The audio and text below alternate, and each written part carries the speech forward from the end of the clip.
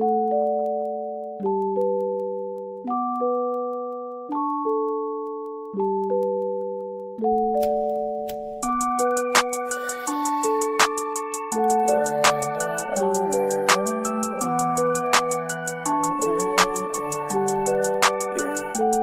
think I'm in love, say it way too often. I can't play these games, think I'm switching up the offense. See me in LA, I be moving cautious. I can't feel no pain, rolling up, I'm so exhausted. I be so exhausted, whoa, I be so exhausted, I close my eyes, I see the vision. All this weed and got me lifted. Pour four and then I finish tonight. I told my mama that I'm with it. Got it all like this, my kitchen. Middle finger to these bitches up, cause I'ma do it my way. Shit just like the flu, ayy. Shawty said she loved me, I told her who are you, ayy. I ain't with that lame shit since I took at your brain, bitch. All these niggas talking, fuck about what they saying. GTA on wasted, lately I've been anxious. I'm so done with this fake shit. I'm so done with you. I'm so done with you. I be so exhausted. I'ma roll another blunt, getting lost, I'm never found. Guess I'm never good enough for these bitches in my town. I don't really give a fuck, I'm a king like with my crown. Can't think about them all, cause it all gon' hold me down. I done made it through the storm, I ain't talking NBA. Mama knew I'd be a star, mama look what I became. I got Vaughn up on the phone, said he touched down in LA. I'ma get it how I get it, I ain't changing for the fame. Man, I put it on my name. Lately I've been wasted, I'm so done with this fake shit. I'm so done with you. I'm so done with you. I be so exhausted. You don't hold me down for the last time. Baby, I'm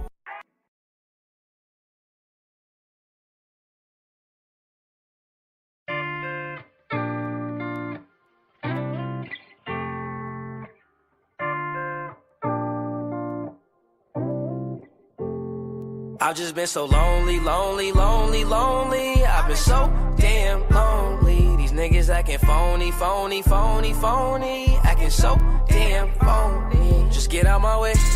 Swerving through lanes, I be drifting away. And I can't complain, swear that I be okay. We are not the same, no, I'm never gonna change. I just keep going, though I've been so broken. These niggas done changed, yet they knocking my flows in. All smiles, can't tell that my heart just been frozen. Stay low, low, low key, now don't cause no commotion. That's just for promotion, raw is my emotion. These songs that I'm composing, stay fire, that's cause I'm chosen. And I don't do the boasting, but all she do is post them. She like me cause I'm open, and I ain't off the potion. But I might be crispy like a white tee, meditated like Tai Chi, keep a check like Nike. Can't find a nigga that's like me, but I see fuck niggas that's high key. Flying on me most likely, can't fuck with me cause I'm icy. I've been so lonely, lonely, lonely, lonely. I've been so damn lonely. These niggas acting phony, phony, phony, phony. Acting so damn phony. Just get out my way. Swerving through lanes, I be drifting away. And I can't complain, swear that I be okay. We are not the same, no, I'm never gonna change. I'm leaning on the fixture, and I've been off the liquor. Sipping on that Remy with the Henny with a mixture. They follow me like scripture, and I've been getting quicker. Been had the upper hand, I hand to hand it like and we never gon' fall. All my brothers on call. We forever gon' ball. No, it's nothing at all. I've just been so lonely, lonely, lonely, lonely. I've been so damn lonely. These niggas acting phony, phony, phony, phony. Acting so damn phony. Just get out my way. Swerving through lanes, I be drifting away. And I can't complain, swear that I be okay. We are not the same, no, I'm never gonna change.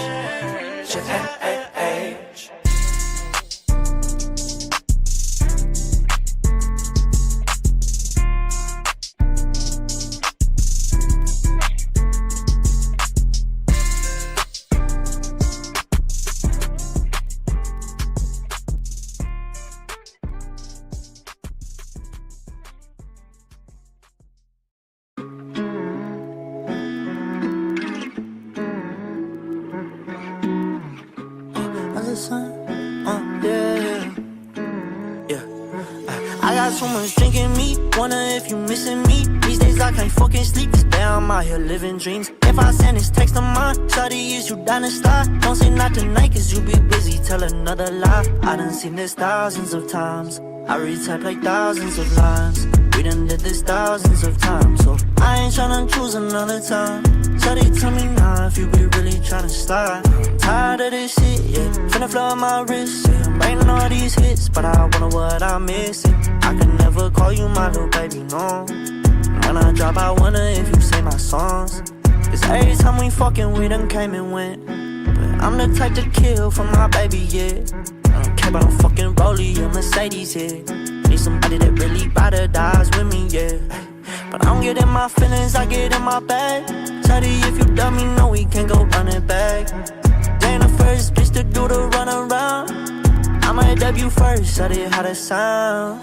I got so much drink in me, wonder if you missing me. These days I can't fucking sleep, cause babe, I'm out here living dreams. If I send this text of mine, shawty, is you down to slide? Don't say not tonight, cause you be busy, tell another lie. I done seen this thousands of times, I retype like thousands of lines. We done did this thousands of times, so I ain't tryna choose another time. Shawty, tell me now if you be really tryna slide. Said I'm tired of all the acting and the bullshit. Girl, hit me back or I'll be back with a new bitch. You know they trash, but you recycling the same dick. Girl, you stay shameless, bringing up they fucking names, bitch. I can't put my pride to the side this time. Before I blow up, I'm just tryna make you mine. But if you wanna pay me for my tickets, that's fine. All you gotta do is not reply. I can't wear no heart up on my sleeve, cause it's summer, baby. Only rock basic white tees, try and break a milli. I got women lined up on the silly to get faded with me. They get just as freaky in the sheets, try and get naked for me, yeah.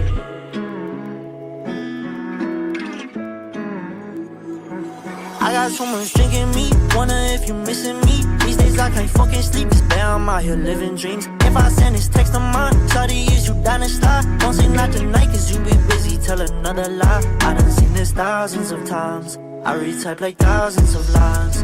We done did this thousands of times, so I ain't tryna choose another time. Shawty, tell me now if you be really tryna slide.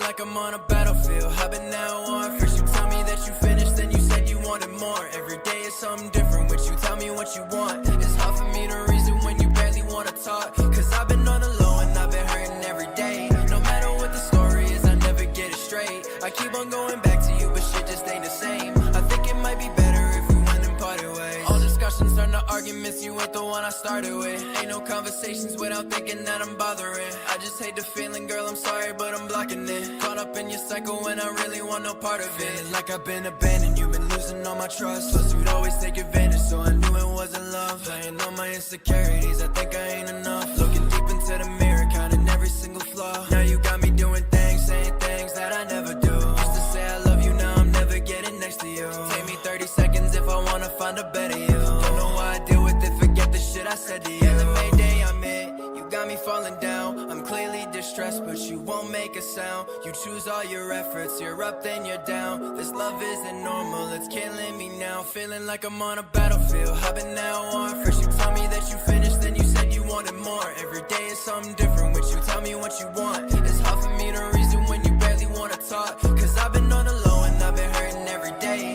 No matter what the story is, I never get it straight. I keep on going back to you, but shit just ain't the same. I think it might be better if we went and parted ways. Yeah, I've been thinking about the pain and I can't go back. We ain't never been the same since we left off last. You were running through my veins, had a heart attack. Trying to keep me in your range, wait, fall back, cause I'm sick of it. Devil and the demon on your shoulder when you listening. Wishing I was special, but you never treat me different. Talking about a future, but I wonder what you picturing. All you do is run me in a circle, ain't forgiving it. Think I lost my time, then I lost my mind. You're the reason why I toss around in bed.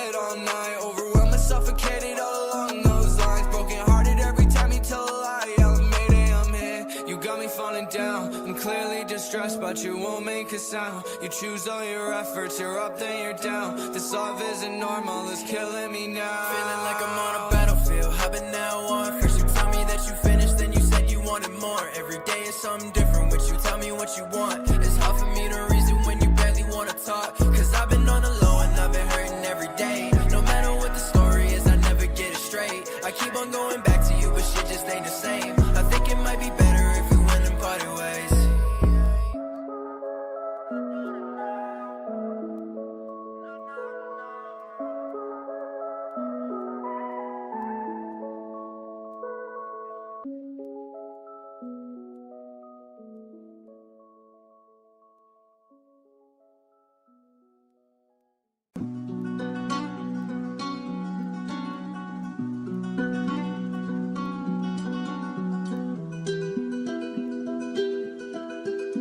Sheesh. It's Stardust season. I need my check, man, he always gon' remind. I had to bust out some raps for the one time. Think I'm flexing, I only do sometimes. I need to big gas on my wrist like it's lunchtime. I had to bust out some racks. Show me they fake so I can't get attached. I'm a Carolina boy, now we up on the map. But it's Hershey a fan, I won't get on my lap. No, I'm the kid, it's just hop on the spaz on the track. Never lying, they know that's a fact. I had to bust out some racks. The girl on my line, but I never be here in the back. Bust on the road, but I got back on track. Let me switch when I'm knowing the cap. I got back up so no I won't scrap. Can put us on safety, we pop like a strap.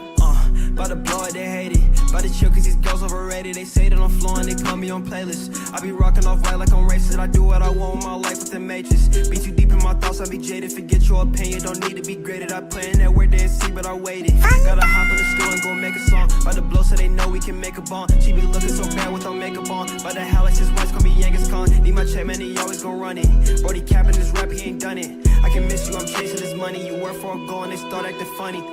Whenever change, I'm always with my dogs. Yeah, we can hang it for vibe isn't off. I be rhyming all the time, taking off. RPX, I be dripping like Voss. Yeah, we be chill till these people get lost. She a baddie from Apex, she liking my style. Me need me a show to go lighter. The crowd, we be turning up lady, so what's going down? I need my check, man, he always gon' remind. I had to bust out some raps for the one time. Think I'm flexing, I only do sometimes. I need to big gas on my wrist like it's lunchtime.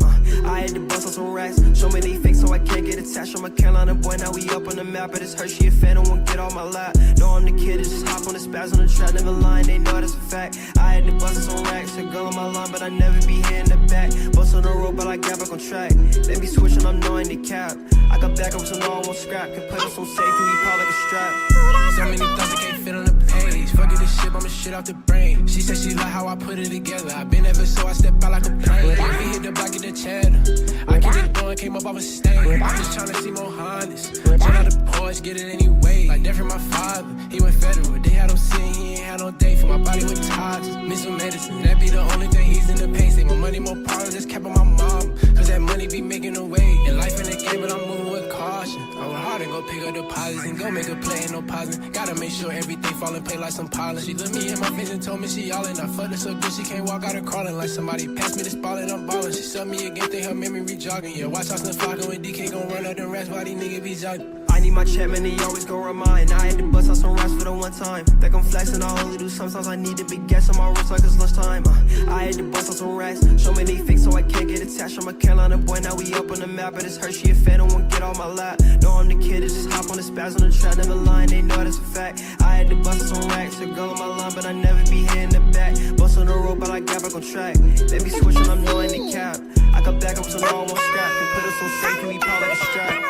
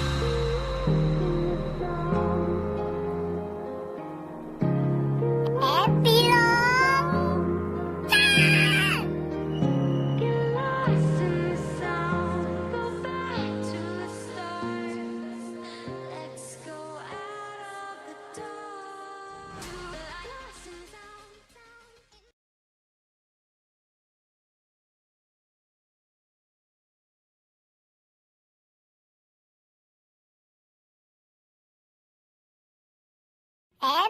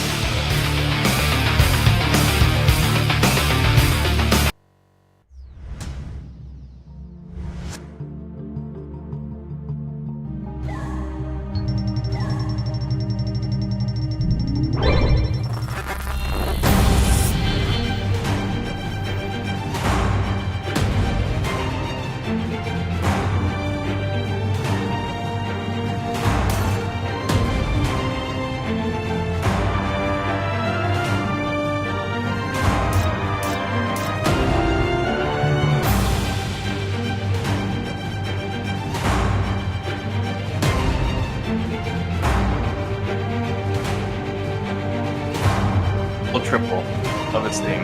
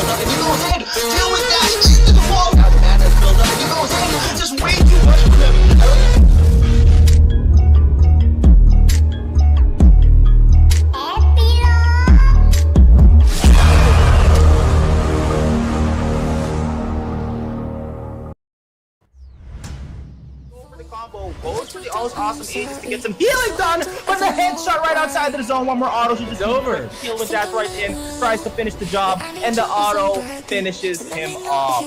Oh my. The switcheroo takes them side to side, but that might have been a bad idea for the side of Rin there. He takes the fall up, takes the AC5, and needs to just steer clear off of Bins at the moment, but Bins just wants to go in. Switch seconds left, and the zone has now been closed.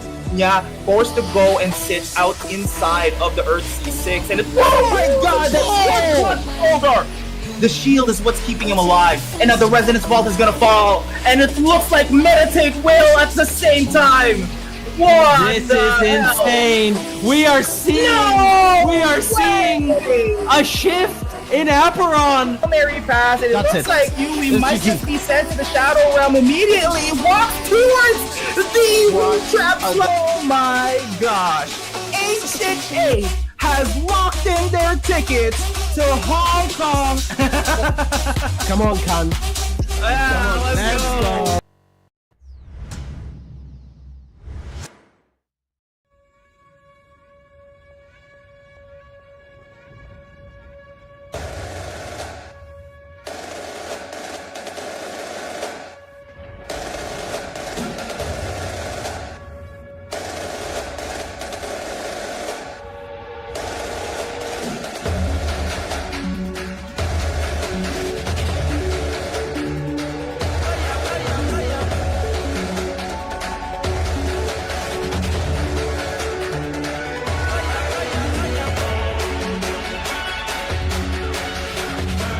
Hello, and welcome back to the Aperion Guild Wars 2024 in the North American server. So we've got a lot of very upsetting matches today. I'm gonna call it out that it is upsetting, but this is what War is all about. It's never really about who you're fighting, it's about who makes it to the top. Joining me today, by the way, my name is Biku. I'll be your caster for today, and joining me is the one, the only, the greatest, the 1437 Feban. What is up? What's good? You know, everything is up, man. Everything is up. Feels good to be here. Feels good to be able to not be the one who has to feel all the pressure of having to play. Actually, in Southeast Asia, I didn't technically play, but I still qualified, so that was pretty fun. But you know, the pressure is still there, right? Because you just never know what's gonna happen. And you said we got some upsetting matches. Is that because some of these teams are gonna have to go home today? That definitely is the case, and you hate to see it. It did happen. It happened in the first day. It happened in the second day. It just keeps happening. And these are people that have fans, have a special place in my heart, and of course, these are people that you root for. But of course, there can only be two that will lock in their grand finals ticket. So who is it going to be? On one side, in the winners finals, Atlas Gaming goes against BoodNation. So are we gonna see BoodNation make it towards the grand finals, or is Atlas gonna lock in their ticket? And honestly, Atlas Gaming is looking pretty strong, having two people that have been first place. But BoodNation does have Rollo, which this isn't his first rodeo. He has been in many tournaments in the past, and of course the jitters don't get him. Cold feet does not happen, but even if it does, he definitely shakes it off immediately, maybe even before the game even starts. So knowing him, but what do you think about that matchup? I think Atlas, as of right now, they haven't truly been tested yet. Most of the games that I've seen, they just kind of just rolled right through. But they're an incredibly strong team. A lot of their players have finished high rank. I think all three of them finished in the top 10 or something of the Guild Wars leaderboard, which is incredible. And that's why they were speed number 1. Then on the other side, for BoodNation, they had an epic match yesterday against Meditate. That was probably my most favorite that I got to watch. So that was interesting. You know, BoodNation came out ahead. You talking about Rollo, he is an incredible competitor, but hey, we cannot underestimate Paradise, who took out 2 of Meditate's players. And then we also have Nay, who was probably the most dominant player of the last leaderboard. Oh yeah, that's for sure. And with Nay, actually, he held the top spot, and you actually had to work for it, actually getting back to the top and overtake him in the end. So it is insane that people are just popping up, and of course, giving you a run for your money as well. But aside from that, our first match is going to be between Sheci Farmstic Guild versus Huru Gaming. And both of these, both of them are incredible players. Some I have never heard of before: J-Tim, Jacito, even Cat Lord. And so both of them qualified. And also on the other side, Huru Gaming, Soilo, Wicked, and PGK. PGK was playing so well. Wicked even slided in, like he took a sip of vodka during the stream as well, and I'm like, oh dang, Crack is gonna love this one. Yeah, this is gonna be a great series. I mean, these guys, I know a few of those names from Axie, actually. So these guys are true Ronin warriors, and they're out here now in Apeiron, gonna duke it out for one of the top 4 slots, right? The winner of this goes straight into the top 4. And of course, yes, definitely in the top 4 automatically. But yeah, this is technically already the top 6. But of course, the elephant in the room: Meditate versus Crypto Inside. The team you founded, the team you played in Southeast Asia. What are your thoughts right off the bat? I know you have full confidence in them, but seeing Meditate again in the lower bracket, what does that tell you? Well, it's, you know, someone had to be in the lower bracket, right? I think BoodNation and Meditate, both incredible teams. It just had to happen. One of them was going to move on. The other one's going to go lower bracket. I think they're both pretty equal, if you would ask me. It just so happened to be that BoodNation was the better team yesterday. And Meditate, you know what? Their run is not over yet. We also had to go in the lower bracket, like you said, like in Asia. So we're a very resilient bunch, and I think they're gonna get it done. 100%. All right, so yeah, so that's the intro. Those are the players and the games that we have for today. So right before we start the tournament, a message from our sponsor, and of course, Apeiron.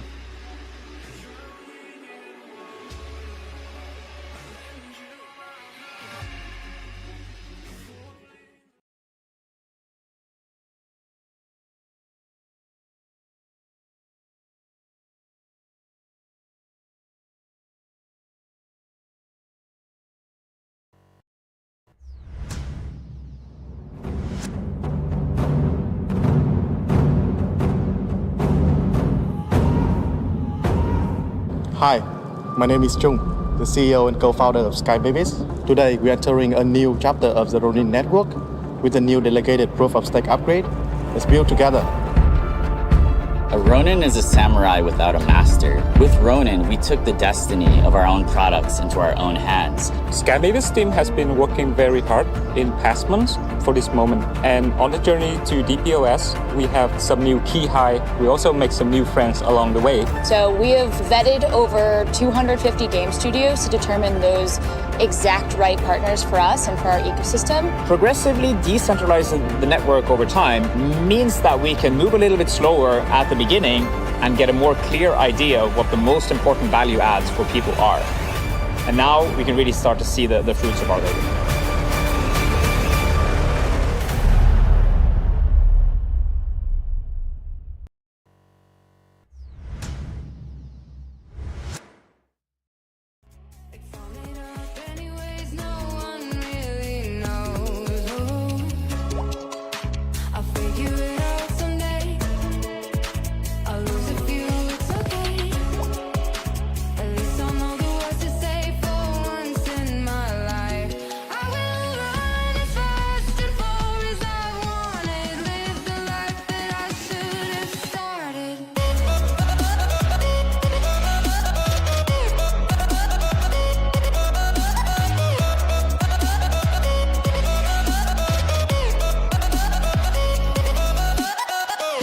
All right, welcome back. So thank you once again, Ronin Network, for, of course, being the king of the gaming chains, giving us the platform to show the competitive spirit of every gamer around the world. So our next game is going to be Sheci Farmstic Guild versus Huru Gaming. Both third seeds, J-Team and PGK. We saw them just really annihilate their opponents yesterday, of course, eliminating them, but one of them has to go home today. Yeah, who you got winning this series?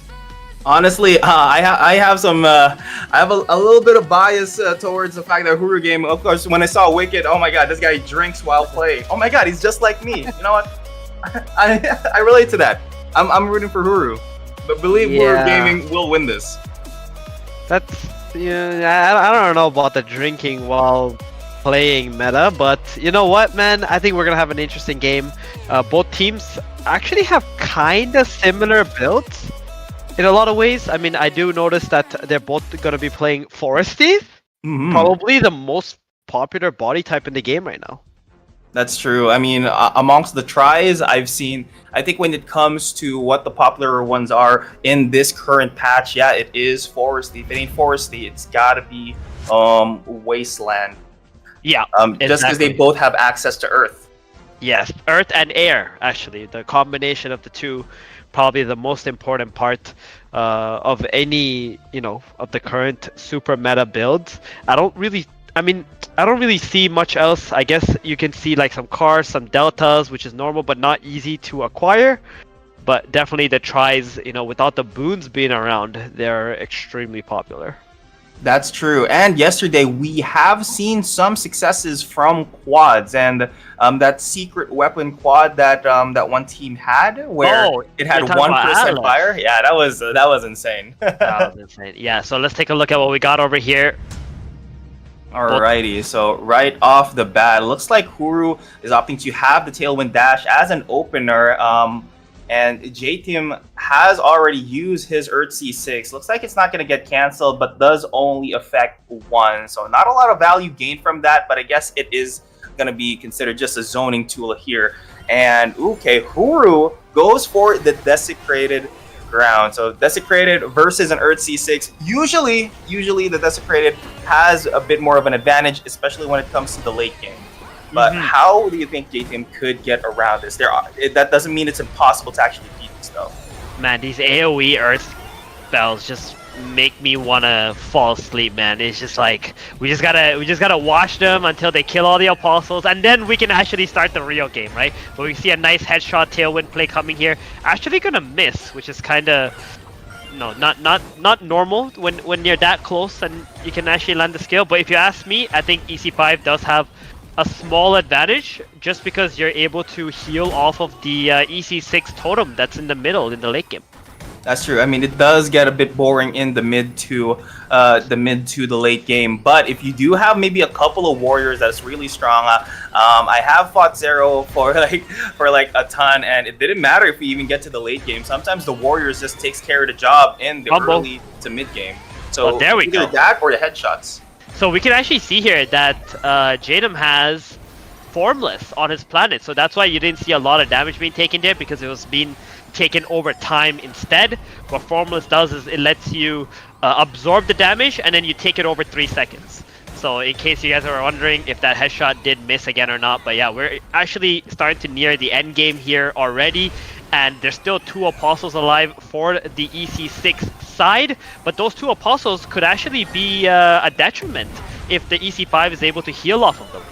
Exactly. Sometimes you just do it on purpose. You just allow some apostles to live so that you, as a Desecrated Ground user, you want to have something to take HP from. But in this case, even the rock and roll balls, you can actually get it from there, but it's not going to give you that much value, especially when it's going to disappear at some point, or if you're just focusing on getting that by itself. And J-Team looking pretty powerful right now, especially with the most awesome Aegis just to keep him alive. It's going to be a bit difficult to get some HP down before the actual end game. Oh, the pressure's on with the zip zaps. This is the second last circle right now. So both players are going to start throwing a bunch of mana. Okay, here we go. The last circle is coming out in 1 second. This is when EC6 is at its absolute strongest. Biku. Up definitely, but on the side of Huru on PGK though, he does have the Zip Zap Orb. He has 2 Tailwinds in hand. If he can just make sure to cancel each and every Earth C6, every Resonance Vault, I think it's just going to be smooth sailing for him. Here's okay, Desecrated Ground is going to be casted right there, forcing in that Earth C6, but doesn't get the cancel. Oh, you would think you already canceled it already, but it looks like it came a bit too close. Oh, PGK is already taken a half health, but it looks like J-Team is taken very, very low here just because he's not able to actually heal from that. The zone is already closed. Oh my god, I didn't even notice. Yeah, just because the Resonance Vault is there. I didn't even notice. Also, the EC5 was on top of the EC6 over there, and I think J-Team was not able to see exactly where it was, so he didn't know what was the area that he was allowed to walk on his EC6. So he was literally standing on top of it, so it was just allowing PGK to heal up off of his Earth C6 and off of his body at the same time. So there's not that much of an indicator, but yeah, that does screw with you mid-game. Yeah, and I think this Formless is really not doing a whole lot in this matchup at the moment, especially since PGK is happy to take it to the late game and just win utilizing the red zone.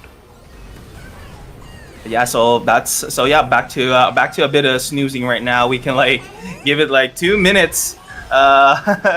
2 minutes of just talking about whatever. Oh, he takes down one apostle, he takes down the other. Sustained games aren't really that interesting, but if it's like a sustain versus maybe an aggressive comp, which I've seen in the past, those are still definitely interesting to see. But if they're both just sustained comps and one counters the other, yeah, I guess we could make it interesting by the very end. And, yeah, and these headshots also kind of help take off some apostles really fast. Oh, definitely. And I would honestly say focusing Avatar might even be a better choice in this situations, because both teams have a way to clear apostles in the late game.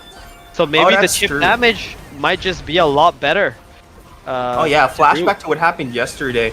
I believe it was Sharpie versus Rallo, where Rallo just didn't even care about the Earth C6 and he was just waiting at the wings. He knows that he could just wait for him right outside because he can't really dish out that much damage. So there's nothing really endangering him. That ET6.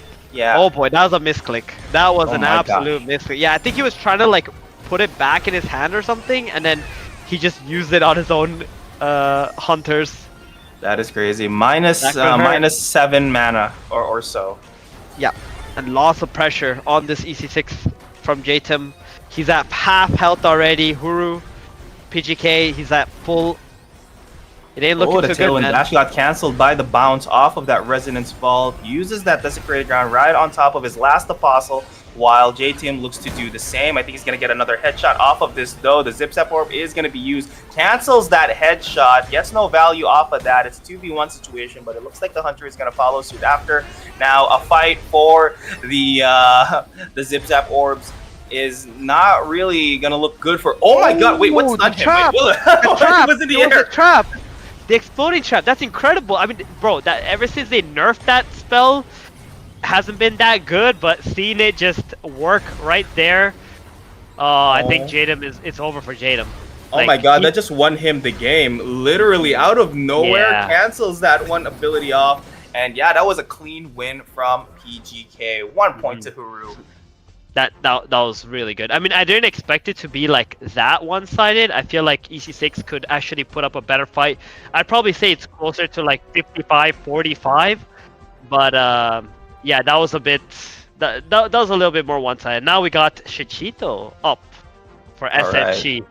Shechito, the owner of this guild. By the way, he came in after the Ronin migration. I remember him just out of nowhere going around just fighting the best builds, and yeah, he is a popular breeder in Axie, and yes, now also he a popular is. breeder here in Apeiron as well. Yes, and one of the hardest hustlers out there. This man, if you've ever had to buy an Axie from him back in the Axie days, I'm sure you probably gave up a kidney or two, because he just had the dankest stuff, and normally he was the only one who had it, right? So you had no choice but to go to him to try and get it. So here now in Apeiron, I think he's really enjoying the game, seeing as he's the number 2 for his guild, and I think he's got a bunch of players under him too. Yeah, that's definitely what you want to see. And then coming over to a different game, and also being already in the top 6 and potentially locking in your tickets to the grand finals.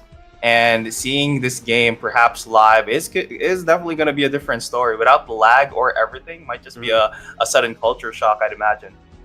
Yeah, and when I watched yesterday Shechito play, I think he was playing EC6 with a priest, if I recall correctly. And Biku, that is not a good matchup against EC5. So if Shechito decides to play that same exact build he did yesterday, I think he's heavily behind. That's true. And then actually in that one game, yes, he played a priest and then switched it out for a hunter, but I think he ended up losing that afterwards anyway. So yeah, it was from the upper bracket going down to the lower bracket, and I think the entire team is playing the same thing, kind of like how Dowrick has the same as Dowrick actually. Yeah, so and that's the one problem. If you know that the enemy is all playing the same build, then you just gotta counter the guy who's like at the first seed, because if you know how to counter him, then you can probably counter the rest of the team. That's true. That's true. But then again, there's still the passives, because not all of the planets have the same passives. Not all of them have the same bird skills and all of that. So one might be better than the other, but of course, it's still there's still a factor with the apostles too.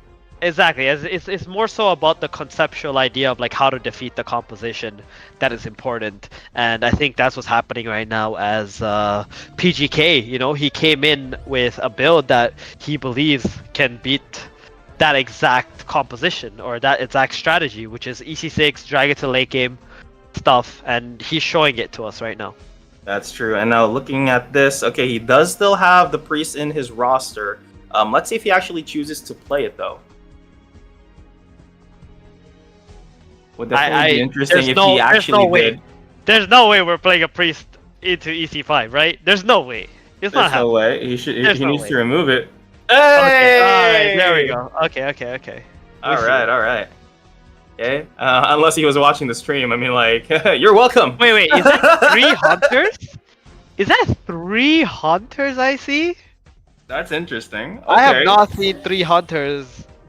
I don't know if I've ever seen 3 Oh, hunters. whoa. Okay. Water 4. Woo! Oh my goodness. Build. Water like C4 into the card shark into a second water C4. Okay, that's an interesting one. I like it. No, this was absolutely necessary. So the idea here is just Water 4 is a bigger AoE skill than EC5, right? So we're just gonna try to outzone them. We're gonna have a much better presence in the second last circle than the EC5 will. And these hunters probably all have root trap slide, which can just get away from the EC5. So very nice counterplay here coming out from Shechito. Yeah, very interesting. That I guess he must have thought of this on the spot. Of course, I mean, he did see his teammate fall to this build. He just needs to counter this one, and then hopefully be able to counter the next one as well. So there's already been 3 days coming into this tournament, so they must have already studied everyone else's build. And right now, oh my goodness, what a beautiful root trap slide. Both of the warriors on the side of PGK is already taken down, whilst Shishito's apostles are still looking very healthy.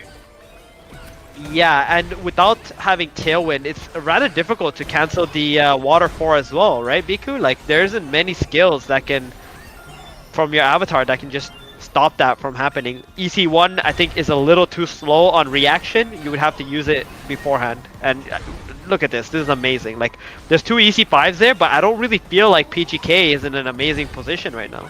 That's true. He's not. It's not looking good for him right now. He can definitely just trap him on one side, but very smart of him to actually bait that one apostle into one of the Earth C5s and right back out. And this Water C4 is definitely doing some work, also healing up his apostles as well. On the next circle, we're gonna see a bit more dominance for the Water. What?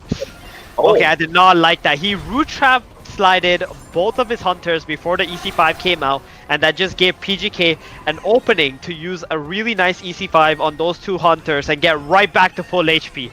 That could be a costly mistake.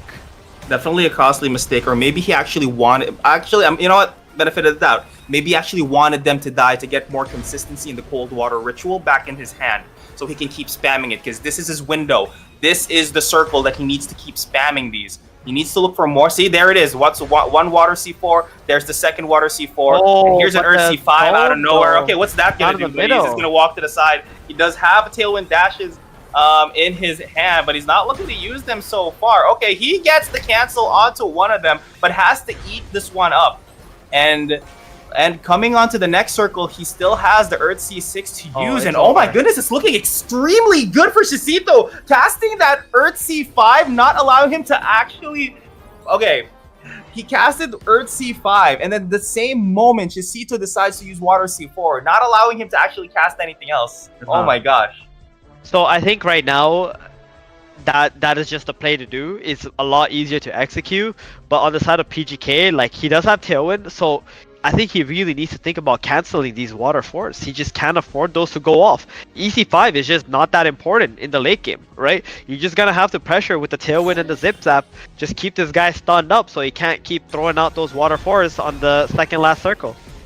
Yep, it's insane that you could just make a build like this and actually execute it immediately. I haven't seen Shishito play. I mean, I've only seen him play literally once. Yesterday was the first time I ever saw him play. I thought his play was just going to be monotonous. No, he's just built different. He had a different build specifically for his build, and it's working wonderfully so far. So yeah, I did call it that he wanted to get those apostles killed so that he could get more consistency. Maybe it was a bait, maybe, but in the end he did win that round. And that's what matters at the end of the day. It doesn't really matter how you get the W, as long as you get the W. And this time around though, PGK does look like he's in a pretty decent spot resource-wise. So Let's take a look if we can get a different outcome here and push it to game number 3. Oh my god, he did end up using the Tailwind Dash, but still doesn't counter that Cold Water Ritual. Cold Water Ritual into that Earth C6. This is such a classic, so that means that this one Foresty has both a Cold Water Ritual and Earth C6. It was very OP at some point before, I think, before Earth C6 got nerfed, I think. But yeah, Resonance Vault just being hovered right there, but I don't think this might be the play here. I think he really needs to again! Another again with the cancel on the bomb? Oh, but this PT6 though, I'm not sure about this. I feel like Shechito would have rather have been playing the Water Force, but he's doing good. You know, the Apostles are helping him kill PGK as well, and there you have it. Shechito gonna take the game. He just did There's in just this too match. much pressure. There's Yeah, I think definitely just too much pressure from all fronts, and he wasn't able to kill the Apostles fast enough. He did leave one rogue. It's surprising that a rogue actually lasted that long. And knowing that the Warriors that did go down immediately, they did not have Thick Lad to survive into the late game. Yeah, very well played by Shecito. And now bringing us to a tie and a fight between the second seeds. Yeah, that Water 4 was an absolute game changer. I think it just made it really difficult for the EC5 guys to fight. And you were talking about is the EC6 Water 4 build. I think what you're recalling was the EC5 Water 4 of the past.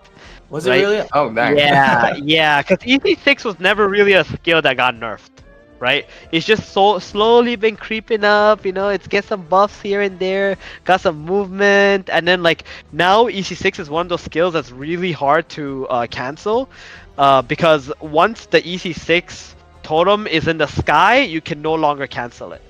But you're still in mid animation, right? Like you can't do something else. So that's actually been kind of like a hidden buff to EC6 as well, that maybe people haven't noticed, and it has helped EC6 gain all the popularity that it has right now. Yeah. But interestingly, what Earth C5 still getting some love as the actual counter. So yeah, when you fight Rock with Rock to actually beat it. But in a mirror match, I think it's just more of who can play the end zone a lot better. So, yeah, no, I love that adjustment, man. I'm telling you, I'm still stuck on it. Like I love that adjustment, and I think the onus is now on Wicked to figure out how to beat that. Like I don't think he can just show up with an EC5 or like some basic counter and try to beat the Water 4 EC6 anymore. He's gonna have to figure something else out.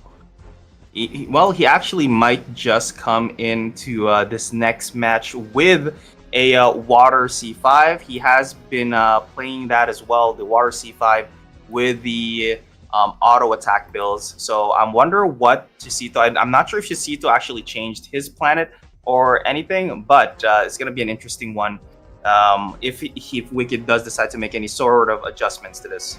Mm-hmm. Okay, all right. I think Wicked can do it. I think Wicked is he's also a really smart and incredible player. He saw the last game. He knows what to expect. You know what I would like to see? I would like to see a little bit more EC1.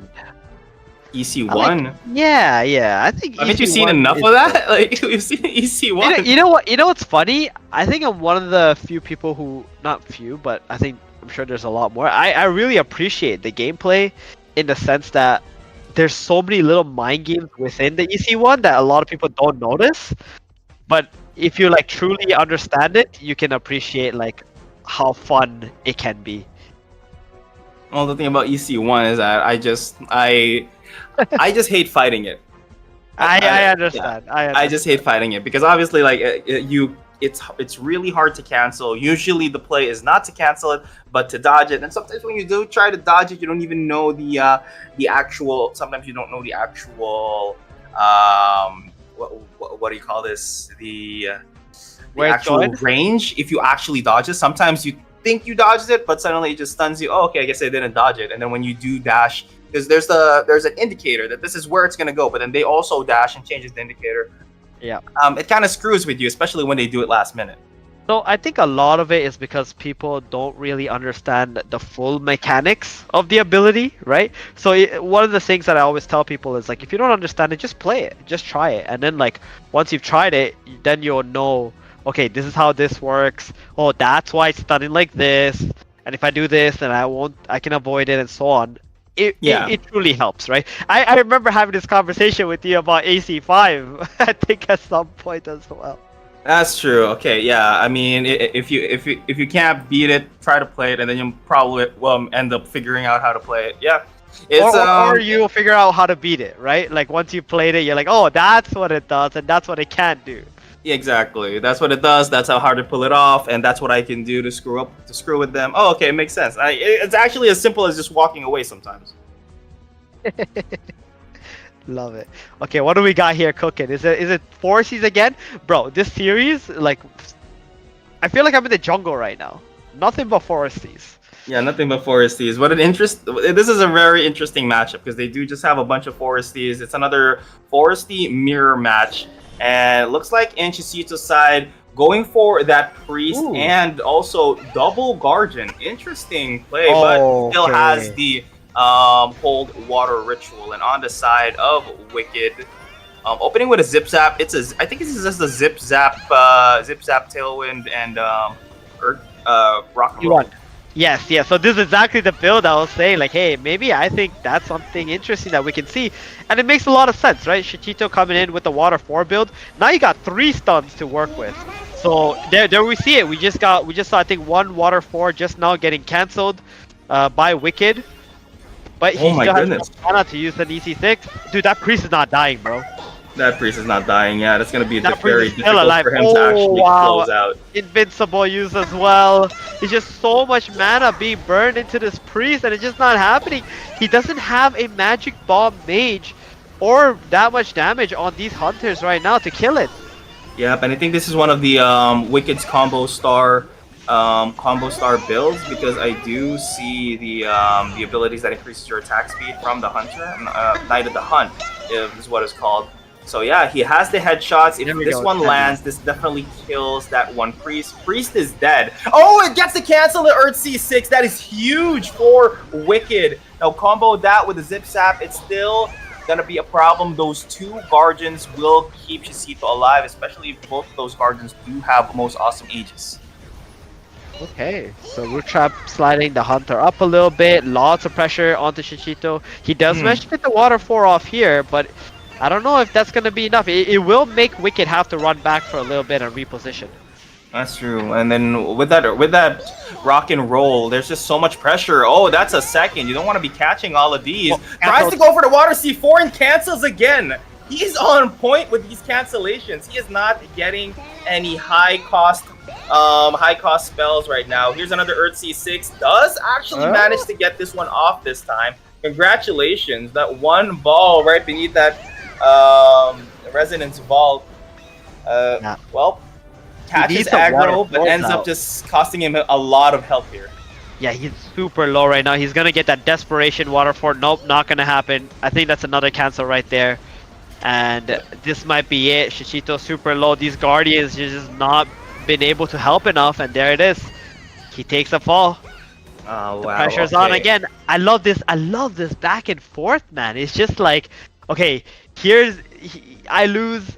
Okay, the team then makes a counter, and then the other team makes a counter to the counter, and then now it's like back to you again. What are you gonna do? But the 2 Guardians plus 1 Priest, I'm not sure about this, Biku. Oh yeah, that's what you want to see in a tournament. Not all Earth C6, Earth C1. You want players to be countering each other, but of course that's going to be a bit difficult, especially if your guild is on a budget sometimes. But you love to see it when it does happen.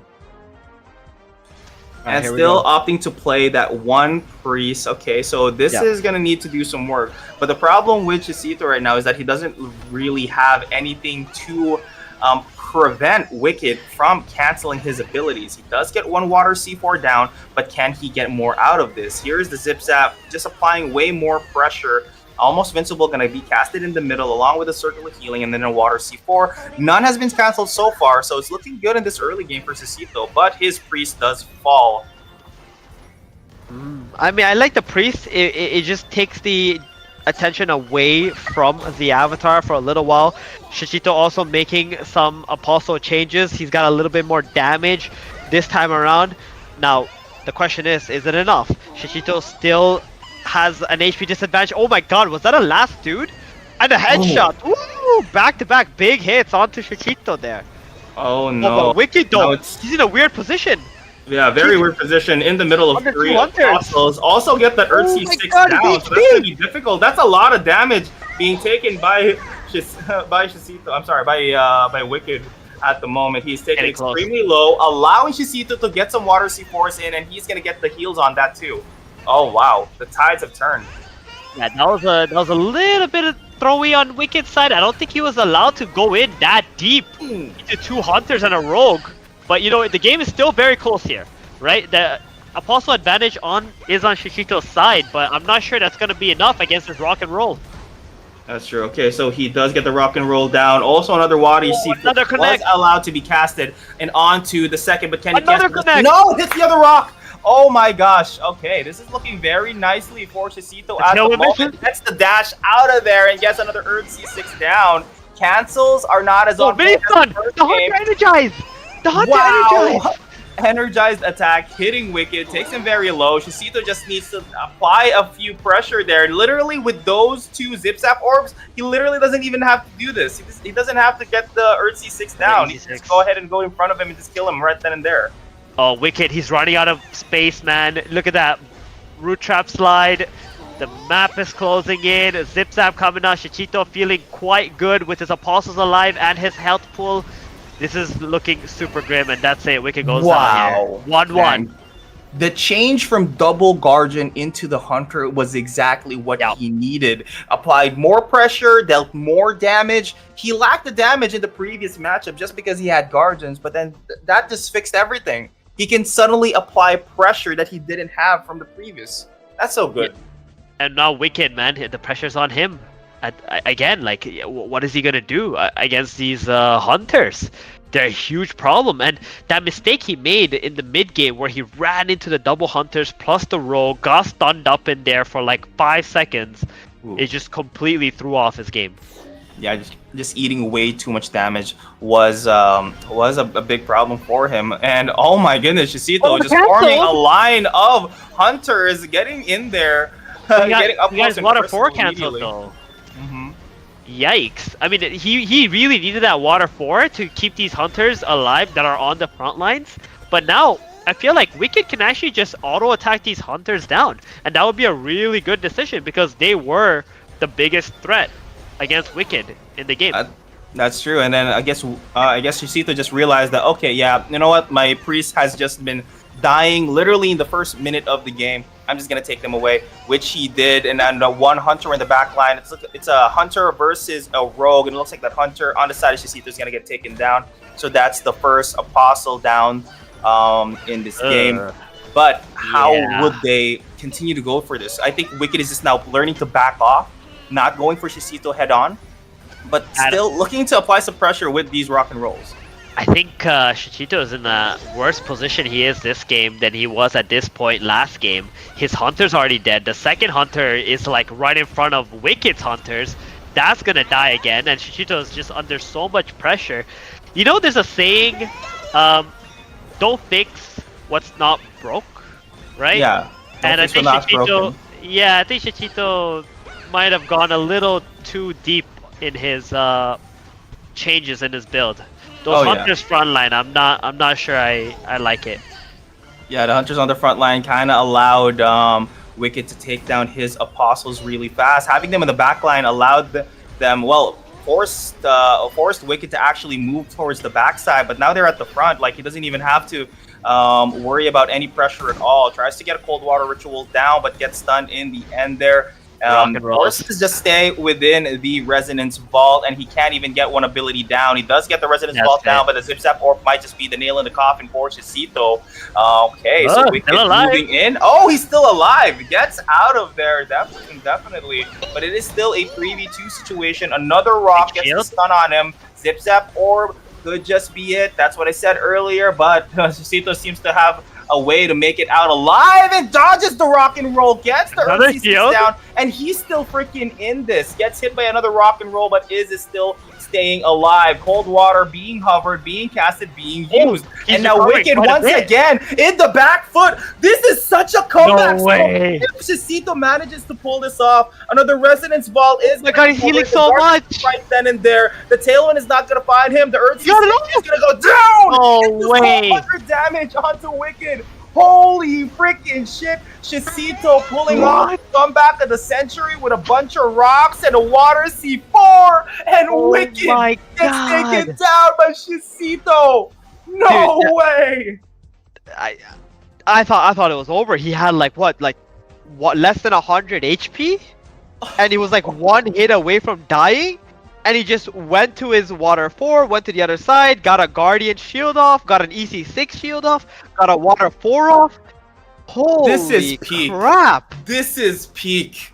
Oh my goodness! Literally 2 instances where I thought the Zip Zap Orb must have been enough to kill him, and it ended, and freaking Shecito just said no, I'm staying alive. Water C4 gets blown down, and the Tailwind, that one crucial Tailwind that Wicked needed to get down to cancel the Earth C6 did not follow through, and ended up gifting Shecito the game. That is, oh my gosh. Oh yes, this is Apeiron. And then like it's like the rock and rollers, they were just like whiffing by a hairline. It was a hairline. Yeah. Oh my god. Oh my goodness. Depends whose hairline, because my hairline just means it's a freaking there's a large gap in there. So someone's hairline. But anyway, speaking of hair, the last seed on the side of Huru is gonna be Soilo. I haven't actually seen much of Soilo because usually games end with Wicked. But yeah, let's see how this match will go. Shecito is looking pretty unstoppable right now with these sudden changes. Yeah, I mean, if it's not broken, don't fix it. But it looks like he fixed the problem twice mid-game. Yeah, I mean, coming back from that was incredible. I think a lot could have been done differently, right, from both sides. But at the end of the day, like, that was one fun-ass game to watch. Oh yeah, for sure. That's one for the books, definitely. Put it back in the comeback stories. All right, now we got Soilo from Huru. I don't know if you know who Soilo is, but I always see this guy on the leaderboards, not like playing against him because we're not on the same server that play on. But I always see he always plays Water 3, Fire 3, and Tailwind or Zip Zap. I can't remember the third skill, but I just remember it's Water 3, Fire 3. Yeah, he's been playing that for like, I swear, 6 months. That's just been his build. All right. Yeah. So I don't know what it's gonna play because we rarely see Fire 3, just as rare as almost the Pizza Boxes or Water Dragon Beam, by that matter. Yeah, I'm quite interested to see what he's gonna be bringing here into this game. He's got 2 guys to beat. He got Shecito. We also got Cat Lord, who's chilling, waiting. All right, we still have Cat Lord, but yeah, it would be interesting. Honestly, this is really fun to see. You know, it's really rare. Like I said, it's really rare for guild owners to just. I mean, you're a guild owner, and of course, you're technically one of the best players right now, and to see that everywhere. We've got Shecito, we've got Star-Lord. Who else we got? But yeah, this is always fun to watch. I'm not one of the best. I'm just lucky, bro. That's all. Just shut up. Just lucky. And also we have Cardinal too. Cardinal is also playing on the other side, facing Meditate. So yeah. Ooh. Yeah. Now, okay, this is literally a forest match. This is a battle in the forest. Yeah, it's who's the king of the jungle, baby. Let's see it. Who's gonna be the king of the jungle? Whoever loses has to hand over their foresties. It's a pink slip match. Bro, we gotta have one of those. That's thick. You know, like in Yu-Gi-Oh. You ever watch Yu-Gi-Oh? Wait, are you? How old are you, Biku? Yes, yes, I've seen that Yu-Gi-Oh game where they give out stars and shit. Yeah. Yeah. Island. And then Yeah. you gotta like take one of their cards, or you gotta give up one of your cards. Yeah. Bro, we gotta have one of those. That shit was fun. I mean, we kind of sort of did that in that one event for Axie, where they gave out these button pins, and you have to collect their button pins. You have 2 tries, and whoever won. This was the one where, if I recall, Enrico. This is where Enrico won his Axie. Very his nice. Mystic Axie. Yep. Must have been super fun. But what do we got here right now? Soilo playing. This is not Fire 3. Damn it. That's what I wanted to see. But instead we got an EC6, EC1 build going on here. And Shechito is playing EC6 Water 4. I do feel like this does favor Shechito. I'm not sure actually. Like, or maybe I'm just biased because I just watched him win 2 series. Oh no! His EC6 got cancelled by the Hunter. Did you see that? Yeah. Oh my God, that is huge. But yeah, I mean, Shechito did bring in the Water C4, so I guess it does sort of favor him right now. But how far does favoring between builds? Oh my God, that Guardians got your back does get canceled, but I don't think the shield gets canceled at the same time. But that will be the nail in the coffin for that one Guardian. Soilo looking horrible right now in the early game though. Only left with 1 Guardian, while while Shechito still has all 4 Apostles alive. Oh my God. This is one of the most craziest thing. Yeah. That Soilo just ran into double Hunters and a Zip Zap. Oh boy, he is just completely out of space. None of his Apostles are even dead for Shechito's side. This is just a stomp, this game. Kind of one-sided at the moment. There's literally no way for Soilo to actually come back from this. No way to heal up. Not an C5. It's an C6, C6, C1, Tailwind dash play.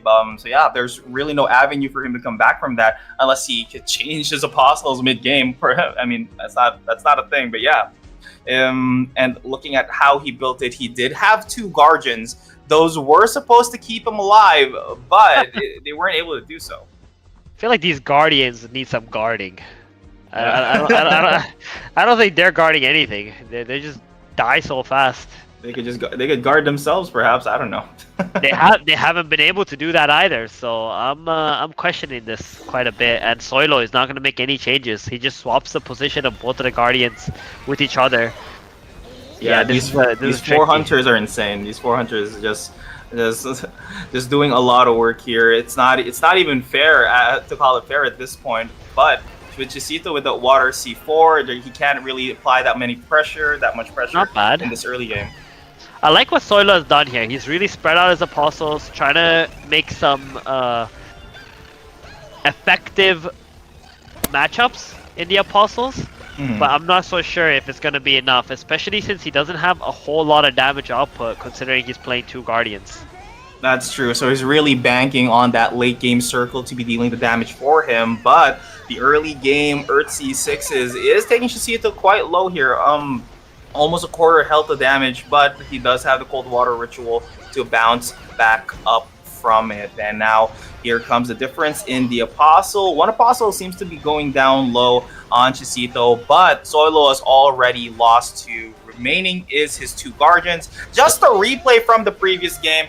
This is actually painful to watch. Looks like a stomp, but Shechito, if he wins this, he's single-handedly wiped out Huru. Yeah, that's crazy. Especially with a build that, like, it doesn't really sound like something that should work, but it's working. It's working. It's crazy. That's true. I mean, who knew that the Water C4 is that good? I mean, Logic might have known him. I do know that he plays this a lot. But he hates that on the stage, yeah. he hates playing it. He hates playing it. He's like, this spell is so noob. Those would be his exact words if you ask him. Dang, look at that. How he times his Water C4s is just insane and is able to just get it off every time. And seeing Soilo's hand right now, he doesn't even have Tailwind Dash, so it's kind of difficult for him to actually cancel anything. Does get an C6 in there, so he's not out of the game just yet. and that rock and roll is just quite nice, but he really needs to figure out how he can get these water C4s in. Oh, the barrage of all these balls. Oh, he's doing good. Could just He's pretty doing much really good. Wait, the autos from the hunters actually just kill him off here. The water force though, no, the real threat right now is gonna be the water force, right? Yeah, it like is. The hunters are just hitting this EC6 or some random shit. But oh no, is he gonna explode? Do a lot of damage? Oh my god! Oh. That's it. This is it. It's over. It's over. Hang on, has effectively. I ain't here to foul anything yet. Hang on. Oh, okay. Ain't over yet, buddy. Oh my gosh. It's getting close. close. It ain't over yet, but that water C4 is gonna queue in the fat lady as soon as possible. There it is. And there you have it. There you have it. Oh my goodness. Shecito single-handedly wipes out Huru. Oh my god, look at him. He's so happy. It was like, come on. That's crazy. 1v3 an entire team with a build you would not expect to see at all. That is crazy. I think the one who was supposed to be Shechito was Wicked. I think Wicked had the best chance, but that last play and like maybe rushed it a little too much, and that was tough. That's a hard loss. That's gonna be a hard pill to swallow there, Biku. That's true. But yeah, it hurts to see. Like I said, I was rooting for Huru.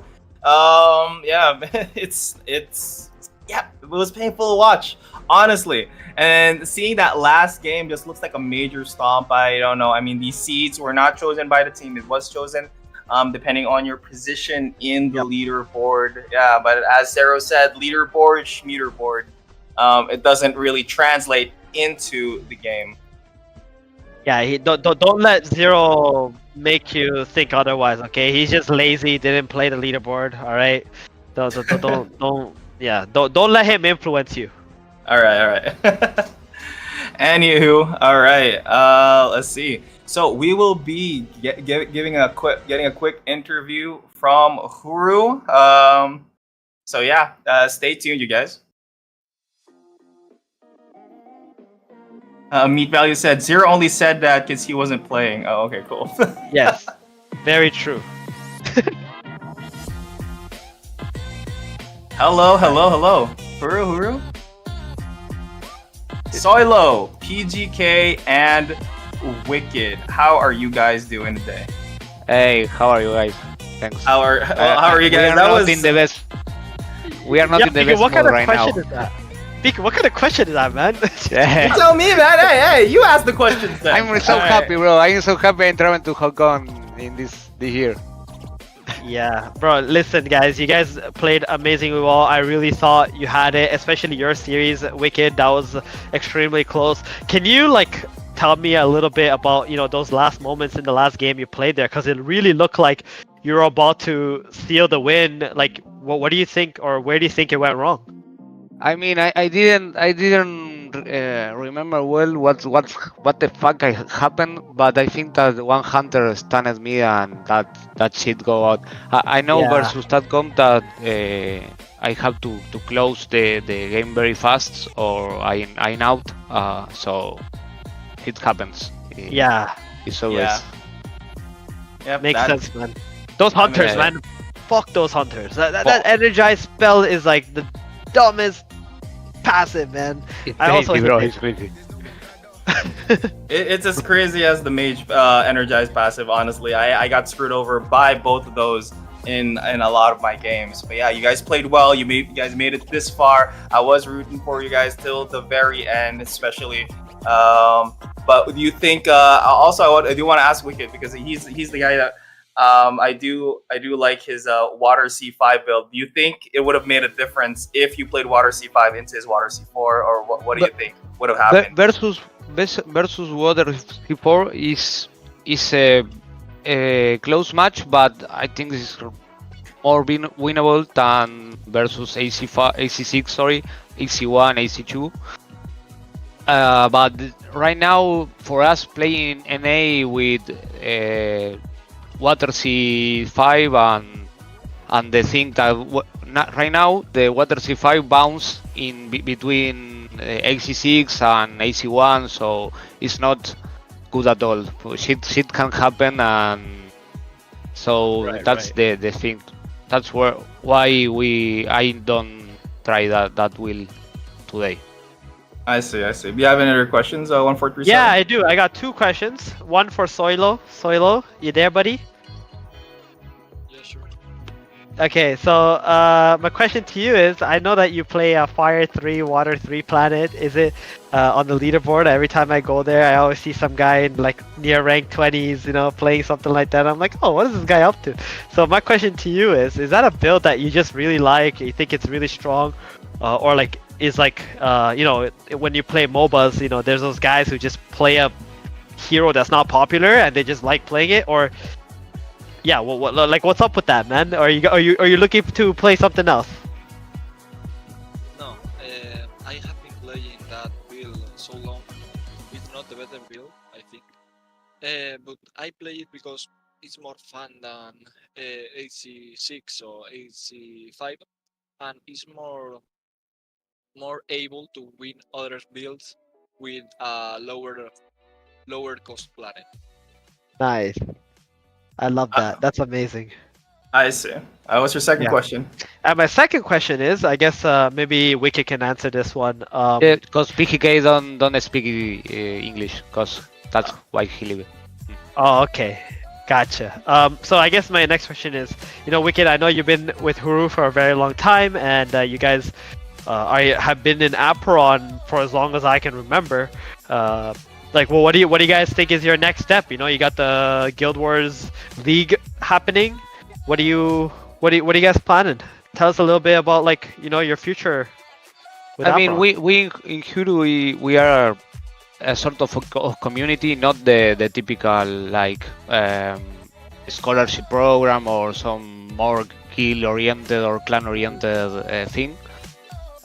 So that's why a lot of players from other guilds are in our Discord and sharing things with us. And the next step is continuing Apeiron. Apeiron, we are a really competitive oriented community. So this game is you know better than me, right? Yeah. It's really good for that. And we want to continue doing some content. I started to do some content and maybe taking to the next step to Apeiron. Focusing in Spanish speakers community, right? Yeah. That's our strong. Nah, you guys are doing incredible work, and I'm very happy to have you guys and your community. And you know, you guys are a great bunch of people. I'm looking forward to seeing more gameplay for y'all. Yep, and to close this off before you do go, do you have what are your messages for your supporters or fans that are watching today? I mean, there is other Spanish cast, but a lot of people are cheering with us. Nothing more than to say sorry to them. We know that isn't the best. We don't have the best opportunities to make to Hong Kong, but we wanted to try. So sorry to them, and thanks for the cheers. Yep. Thank you so much, Huru. You tried. Yes, you may have lost, but you've gotten so far, way farther than a lot of other teams. So yeah, congratulations to you guys. So coming up next will be a Dude Royale, and the winner will receive 1,000 blooms from Nifty Island. If you don't know what Nifty Island is, it is a 3D community game where you can race your friends or random people on the internet or shoot them and stuff. So you will win 1,000 blooms if you join this. So what is 1,000 blooms? Basically, this is points for their airdrop of island tokens. So yeah, they also have a play to airdrop going on at the moment.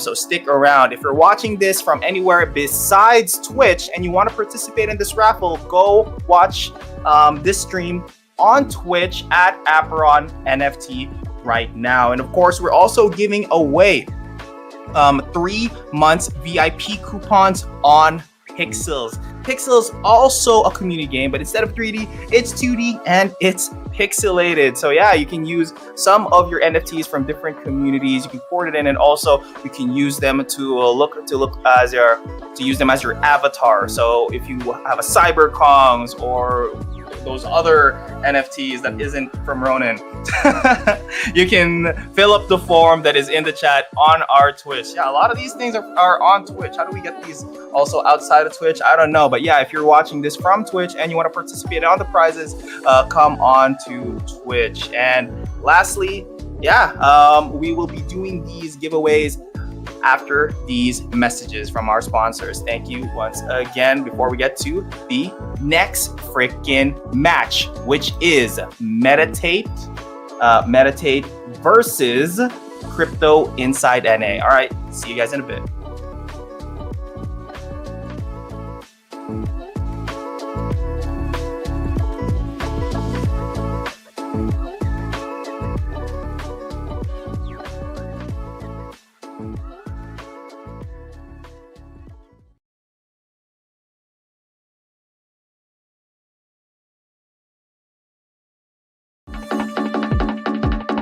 Guys, that's my favorite. And then if you actually fought it with somebody mid-air.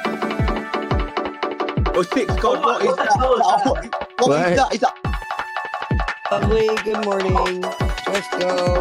Embrace me. Hey. Let's go. This is best yard. I'm totally not out of ammo. Oh hell no! There's another one. Jesus Christ.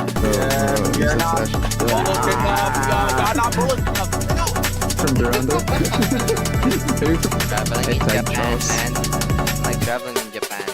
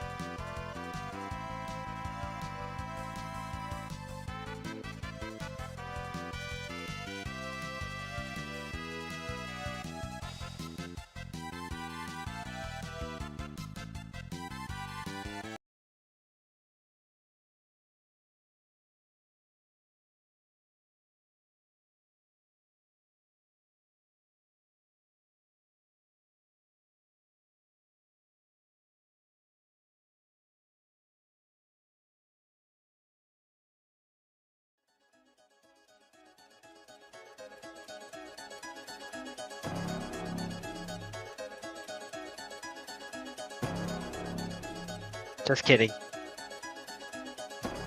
Alright guys, welcome back, and now is the match that 1437 has been waiting for.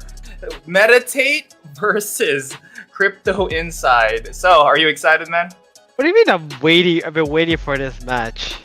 what are you trying to say here, buddy? What are you trying to say here? Of course okay, to be fair, I have been waiting for the match. I am excited. You know, it's very how do you say, tense, right? You're in the lower bracket, you got one life, but then again, you know what they say? Upper bracket is for bitches. So we're out here. We're gonna make our run, and you know, I'm gonna watch my boy Gade cook in game number 1, but it's not gonna be an easy match whatsoever. You know, Cardinal, that's his first opponent. He's been around for a really long time. Yep. He's got a lot of experience. I remember playing against him in the finals of was it Nova or Zenith? One of those two. The KOL event that it was in Nova. Nova, right, yes.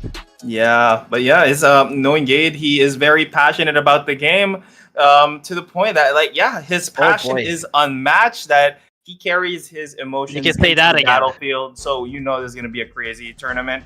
And of course, Cardinal is not somebody to scoff at. He is the founder of Crypto Inside, playing in it as well, and has been playing Apeiron for almost a year now. Came in during the previous season of the Aperion Guild Wars, which was held in the PvE speed run competition, and hit first place in the first year that he has been with Apeiron. So yeah, very hard hitters here, but Gade does have a solid chance here, knowing that he is very passionate about this game. So they're just going to go ahead and go ham and just start. So, seeing Gade, he does have, I think this is a classic Heresy 5 Zip Zap build. No, it is not. It's actually a bread and butter Zip Zap Tailwind and the Rock and Roll. And on the side of Cardinal, he does have the Rock and Roll. I'm not really sure what the others are, but I think this is technically a mirror match, but with Delta and Karst. How does this? You have way more experience in the Battlefield than I do, because you play way more games than me. Especially in the queue times. You stayed in queue for longer than me as well. What do you think this matchup would look? I mean, it's a mirror match. I would say weapons become a little bit more relevant. Also, like what the elemental distribution is. But for the most part, the difference between a Karst and a Delta, I would say Karst are a little bit more like noob friendly. Like if I have a new player coming into the game, I always try to get them like to play a Karst if they want to play a duo. Whereas like if you're a little bit more experienced and you want to be able to push your limits more and have a bit more upside in terms of damage output, then you would go for the Delta. And why is that? Because is it because like Delta can dish out way more damage than the Karst, and Karst is basically just, they can soak up more damage. Yes, exactly. But you know what? With the right birth skills, you can actually, like, a Delta can be like a mini Karst as well. So that's some of the benefits you can get from like breeding and getting the right stuff in, and breeding is a huge part of the game as well. But right now we can see Gade is just the absolute control of this. He did miss like a lot of skills in the early game, but he's been pulling ahead now in the mid game. And Mr. Cardinal, you know, he's a little far behind here. Oh my goodness, God, look at all that damage. Literally one auto attack away from just dying. Leaping Bonk being hovered, but it's going to go cancelled because he's right behind that rock. Gets that, got your back for that extra shield, but is it going to be enough? It commences with the Zip Zap battle, but having lower health does not seem to look good for you. Catches one more Rock and Roll, could just be it. But Cardinal is staying alive, very awkwardly though, since he's just one auto attack away from one of these dudes with the last two standing. He does have the last two standing open. He has the baby cage down. He is trapped, but it's kind of difficult for him to close the game at the moment. It's just a matter of time. One more auto attack to do the trick. He's been here before, but he's lived so far. So when is this guy gonna die? I guess this is it. Oh my gosh.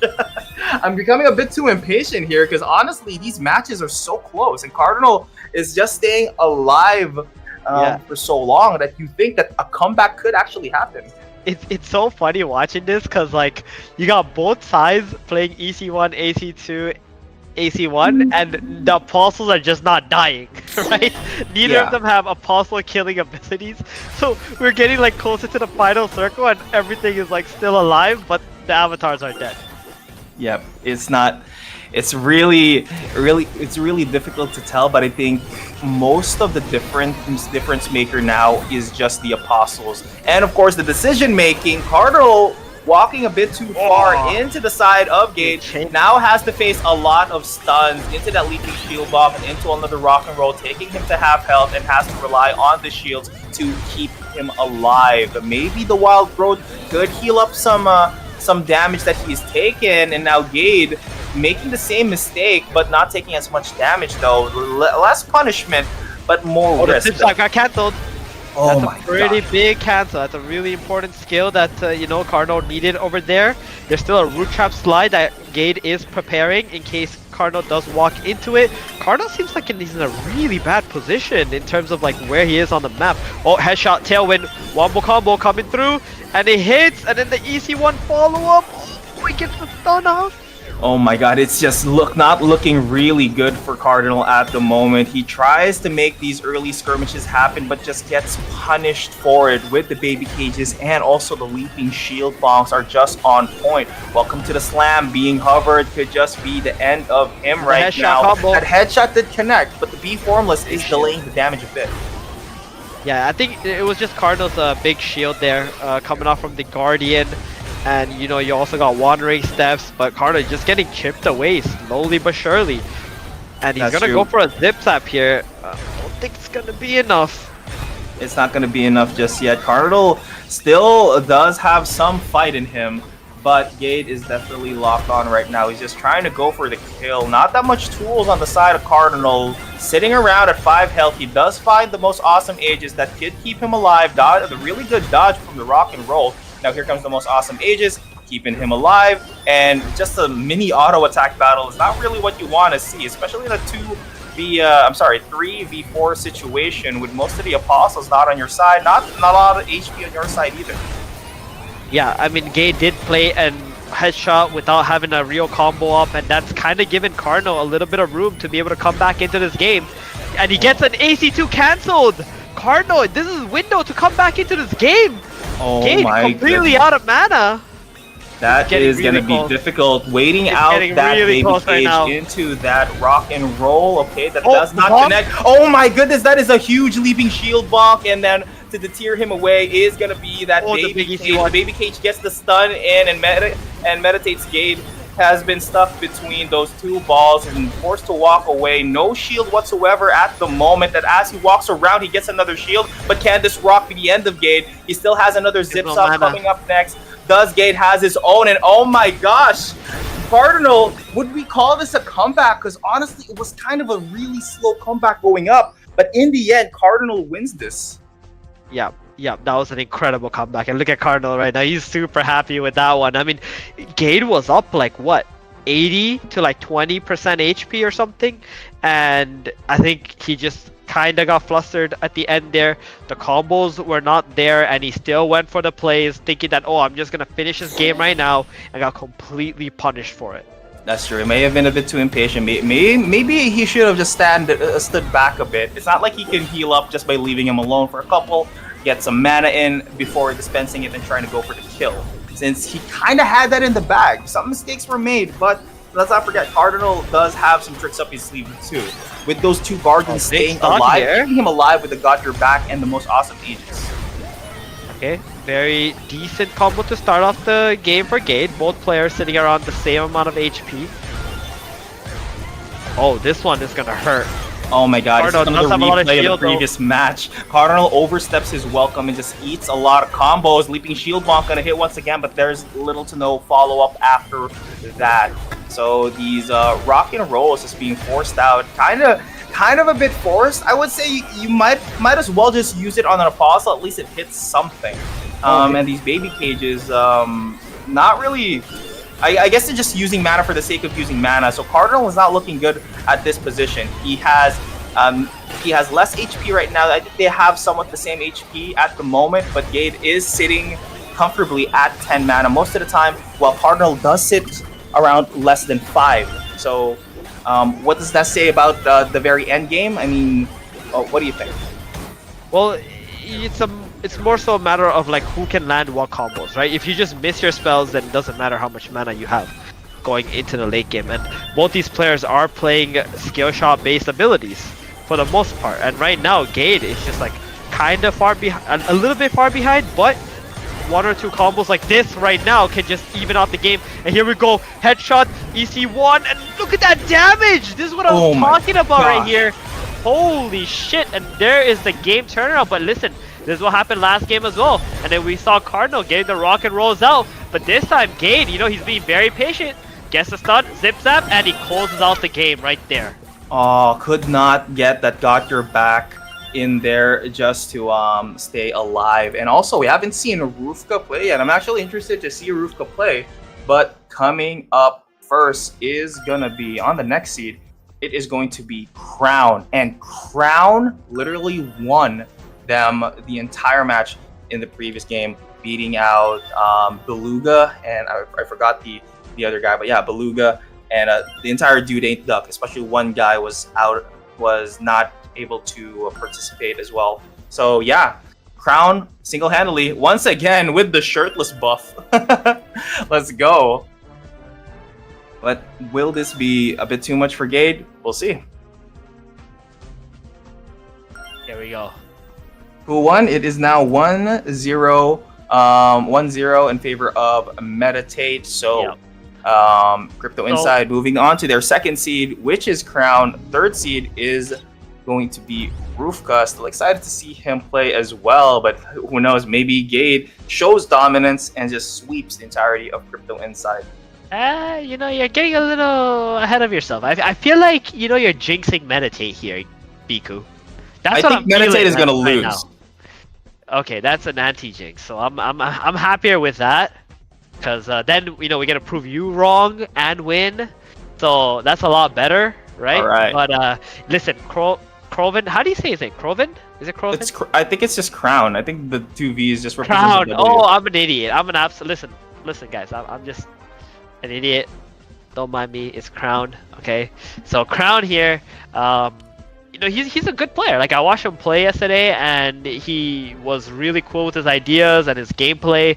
I'm very happy to have been able to watch that game as well. I think we're gonna have a show on our hands here. Oh yeah, and we all love a good show. Honestly, this show so far, especially with the previous games, a lot of heartbreaks, a lot of that. But are we going to be expecting a heartbreak in this current match? But it's looking really good right now for Meditate. Crown, with the shirtless buff, can he make a comeback for Crypto Inside? And with yesterday's performance, we have yet to see that. But he is not somebody to just be like to scoff at. But seeing with the previous match though, Cardinal did come somewhat close to beating Gade. But I think the second game was kind of a fluke. I think the overconfidence got to Gade there. Hopefully it doesn't happen in this in his second matchup. And Cardinal did come close. They were by the zone, and it was just a matter of time. Yeah. This is gonna be very good. Okay, so we got Crown here, rank 16. Okay, playing a Foresty. Now, do you think he's playing EC6, EC5, EC1? It's always going to be some major Earth skill, right? That's like what one of our skills revolves around, or the planet revolves around. Probably. Make your guess. EC6. I'm going to go with EC6 on this one, All right. honestly. Bet. EC6. Alright, let's see. Okay, Let's see it. It is EC6. It is EC6. Okay. EC6, Earthsea1, Tailwind Dash. Might be really good. Oh, okay. Gets that early game. At least I like the stickers before the games and not like, oh, right as they are about to win. I remember a certain clown in this tournament did that. And, you know, rightfully so, they lost. So that's a good thing. That was hilarious. Honestly, that was crazy. When that happened, It is insane that does happen. I do remember, I think it was Double Lip from League of Legends that says, okay, if you're gonna trash talk in the early game, so that because like if you trash talk at the end game when you're about to win, come on, give them a chance to fight back. That's what you call front runners. Front runners? Yeah, front runners. Front runners are always doing that. They're the biggest clowns. Oh yeah. Yep. And here we go. So we got pretty good first EC6 there, I would say. You know, Gade is obviously going to struggle to be able to kill any Apostles. We got 2 Guardians on the side of Crown here. So we also saw the first game, Cardo was also playing. Oh my god, the wombo combo is coming out from Gade! He got Crown down to half health already. The pressure is already on here. That is insane opening from Gade there. C6 is not bothering him that much at all. He does have 1 Guardian that's about to go down though, but that C6 does find 2, gets 1 Warrior out of the way, and now the no-no square has been commenced on the side of Crown. Why is he pushing that 1 Warrior outside of the zone? I am not sure, but but the zone is going to be closing in soon in 15 seconds, and as Gade's Apostles go down 1 by 1, Crown's HP hasn't moved so far. Right, exactly, and this is a very big concern for Gade because he has no real potential to kill these Apostles easily. And oh my god! The last dude with the EC1 stun, holy moly, Crown is just taking so much right now! Oh, he walked up on the Rob and the cancel! Oh my goodness, it is not looking good for him right now. It was looking kind of good for him earlier, but he walked up way too close and got hit by the AoE in the last dude, and that is insane. And another rock and roll, another rock might just do the trick, but into that rock with that tailwind can maybe use that zip zap or to just close the deal here. It's probably so far over, but that shield is just way too thick. Can't close it out just yet. Yeah. I mean, the EC6 though, he's looking to play one right now. If Crown can get this off, it's gonna be potential comeback. Oh, here we go, and he gets canceled again. The cancellation again. The cancel's coming from Gade. It's just insane. And the leaping shield buff doesn't hit as well. It is a 4v1 situation, but it doesn't matter what advantages you have with your Apostles if you're dead. Damn. Holy shit, that second EC6 cancel just sealed game 1 there for Gade. Or what do you call it? Do you call it game 1, round 1, round 1, right? Game 1, round 1. Honestly, just go with whatever. Who cares? Match 1, round 1, game 1. I mean, it just yeah, round 1. Now, that was actually pretty epic. You know, you just gotta appreciate like the ability to be able to do that, and also like how they execute it, right? And the angles and so on. It really reminds me of like when I was playing AC5 for the first time and how enjoyable it was. And then like, of course, once everyone's playing it, it's like, I guess everyone's a pro at this game now. But oh my goodness, Crown taking way too much damage in the early game, eating that headshot into the autos. That is not what you want to be doing. He just keeps overstepping his welcome. Like that one time with that Warrior and the last dude standing. He's already taken to a quarter health this early on in the game. The zone isn't even closing yet. What are you doing, Crown? Yeah, that was a lot of damage. All I saw was Crown just like mash all his shields at the same time. He's like, I better not die right now. This is my 1 life. That's true. Hey, but maybe this is big brain. Maybe he's baiting Gade into confidence, and once he's confident enough, that's when he actually hits him. Who knows? But yeah, trying to not pull on straws here. He does have an C6 coming up, but will the cancellation meet his doom? And if this cancels, it would not only break his combo, will break his heart too, and his chances of moving forward. Yeah, I mean, it's not over for sure, you know. Crown, his goal is just to kill all the Apostles, get to it. Oh, here comes the pressure from Gade. He's gonna go in with the zip zap, get some damage out. Okay, those Guardians, they're not doing anything. They gotta save you, Crown. They're just like chilling there, attacking a Hunter. Oh, big bonk. This is just over. I think it's just over right here, right now. He still has that one headshot just waiting. That headshot into the rock and roll, and the combos.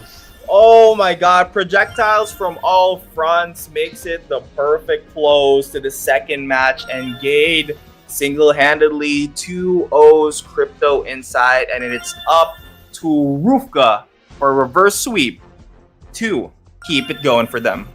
Yeah, and that was a very solid gameplay there from Gade. He was just super chill, getting the skills out, making sure he lands everything. It's insane. It's just insane how this game has just gone from nail biting disaster to Gade just getting these really good openings where he would just berate them with random bullshit that they don't have a way to heal off of or react fast enough. Yeah. Oh my god. Okay. Here comes Rufka, challenger in League of Legends, by the way, support main, from what I've heard. Oh, cool. Nice. Yeah. Aren't you somewhat of a support main yourself? Support main in what? I in life, bro. You support your family. That's true. Exactly. If that's what you're referring to, yes, I am. All right. I am support main. But sometimes, you know, the support needs support as well, right? And we got those two. All right. Anywho, Zarino, let us go and talk about what's coming up next. Rufka, also an OG, also the Titan, the scary big boy from way back, even in the closed beta. And even from the beginning, he has already taken advantage of whatever he can find. He was one of the first to actually min-max this game, fighting whatever planet is good from the start. And coming to this now, he is still in the tournament in the Guild Wars. From the first Guild Wars he participated in, stayed in Apeiron, technically one of the OGs now from OGs of PvP. Since then, he has been playing PvE. You know, interestingly though, you think people would still love speed running? Speed running, bro. I ain't about those single player games, man. I'm all about like PvP. Like, I need to see you in front of me so I can smash you. Games. Yes. I don't do those speed running games, man. I know nothing of that. I get you. Actually, that's not true. I did win in a speedrun thing. It was in Dota. It's called Dire Tide. I don't know if you've ever heard of it. And the prize was whoever had the fastest time on that day, you would get like something called a golden Roshan or a platinum Roshan. And those shit were worth a lot. Like for a Web 2 game, they were like anywhere between 4K to like 10K USD. Dollars? If you won it. Yes. This was back in like 2014 and 2015. What is a golden Roshan? What does that do? It's a courier. What the hell? That's insane. Oh, you're all right. You're a league player. You know what a courier is. Well, a courier is this. Yeah, no, I know what a courier is. I came from Dota. Items, right? I started at Dota 1, dude. What are you talking about? Yeah. So yeah. When I played Dota 2, I just didn't get into it. Plus, it's so freaking dark, dude. Honestly, like if Dota was Marvel and DC, Dota would be DC because it's so dark. True. And honestly, I don't really like the Fog of War. The Fog of War kind of screws with me sometimes, especially when I adjust the and the hills, right? That's what I'm saying. And the hills, like understanding miss chances and how you gotta be high ground, low ground, stuff like that. Yeah, there's a lot of stuff that you can do to take advantage of just by movement alone. Yep, it's insane. I got you. All right, so we got a Foresty coming out here from Rufka. So that's not an AC5, right? I know Rufka's an AC5 player. If it's a Delta, we would have known it's a AC5. But it looks like Rufka is gonna be playing an EC1 build. Wait. Gade is playing EC6 here, so it's a little bit different on his end. Let's take a look at what Rufka's other skills are gonna be. Was he expected to go into a mirror match here? Is that what happened? Could just be a mirror match, but let's see. Honestly, Gade bringing out the Earth C6 on a Delta, somewhat questionable. But if it works out, I mean, he has been winning in the previous games, and like you said, don't fix what's not broken. But knowing Gade, of course, he has a game plan for this. Maybe the change was necessary, or maybe he just wants his other teammates to maybe play. Who knows? Oh, okay. So Rufka was like going into this game expecting to fight like a mirror match, essentially. But instead, Gade brings out the EC6, which Gade actually just beat, right? In the last game using this build. So this is gonna be interesting if Gade can actually pull it off and win this, considering he just used the build that Rufka used to beat EC6. Yeah, that's true. So, could this potentially be what brings down Gade? Is this the beginning of a reverse sweep, or was this change necessary for Gade to end the sweep himself? Yeah, I don't think it was necessary for him to make a change, but maybe he's just trying to make a statement and he's just trying to have some fun, you know? Sometimes we play games to have fun too, Biku. That's true. I mean, anything you can do, I can do better, perhaps. But yeah, it's a it's quite the statement. But let the statements of the game be said from your gameplay. And Gade is just doing quite well, trying to melt these apostles on Rufka's side. Advantages aren't clear at the moment, so this Foresty is really doing some work right now. Gade has not found any early advantages that he found in the previous games against Cardinal or Crown. So yeah, Rufka might just be the guy, you know? Yeah, and but as of right now, Gade's looking pretty okay. I mean, Apostles are looking even as well, which is kind of surprising considering Rufka doesn't really have any Apostle killing abilities. But here we go. Gade drops the EC6, chilling with it. Is just very slightly behind in HP right now, but I think as the game goes on and he gets an EC6 off on the last circle. Oh, he gets the cancel off. Ooh, that's gonna stress Gade out a little bit here. Let's take a look, and he's gonna play another one, but this one, he gets it off. It's not the final circle quite yet though, Biku. It is not. 5 seconds left before the final circle, and Rufka is just sitting on 12 mana right now. He hasn't casted a single Earth C6 yet because he doesn't have it in his hand. He does have a ton of Tailwind dashes, and a Tailwind doesn't cancel the Earth C6. But the HP advantage is right on the side of Rufka at the moment. The Zip Zap Orb is doing a lot of work. It's a 2v2 with one Guardian on each side, and Gade is slowly melting right now. This is a really tanky Foresty, and Gade in the brink of losing this current game. Tailwind dash preemptively, trying to cancel out the Earth C6s, and the Zip Zap Orb is gonna cancel that Earth C6 once again, and the Tailwind is the nail in the coffin, and Gade is now one game out, and Rufka one game into the beginning of a reverse sweep. Yeah. Can Rufka do it? I think he can win this series. I think he can win this one right here. It's very much possible. We just saw him, and we also saw Gade winning with his exact build against EC6. Right now, the real question is, can Gade make any adjustments into this next game? Honestly, the adjustments was made pre-game. The adjustments were made pre-game. Because so the problem here is that the fact that he chose to play Earth C6 in this current matchup, like it's just you can't make adjustments mid-game. And oh my god! That pixel perfect cancellation literally at the edge of the Tailwind dash cancels out the Earth C6. Oh my god. Okay, so Gade's early game is just screwed. And how else can he get around this? The perfect dodges from Rufka. He knows not to overstay his welcome. He knows to stay away from these deadly leaping shield bonks. So the leaping shield bonks from Gade, comboed with the welcome to the slam. Also the headshots, literally a purebred assassin. Taking a little bit of damage here, but I don't think Gade has a whole lot of follow-up, right?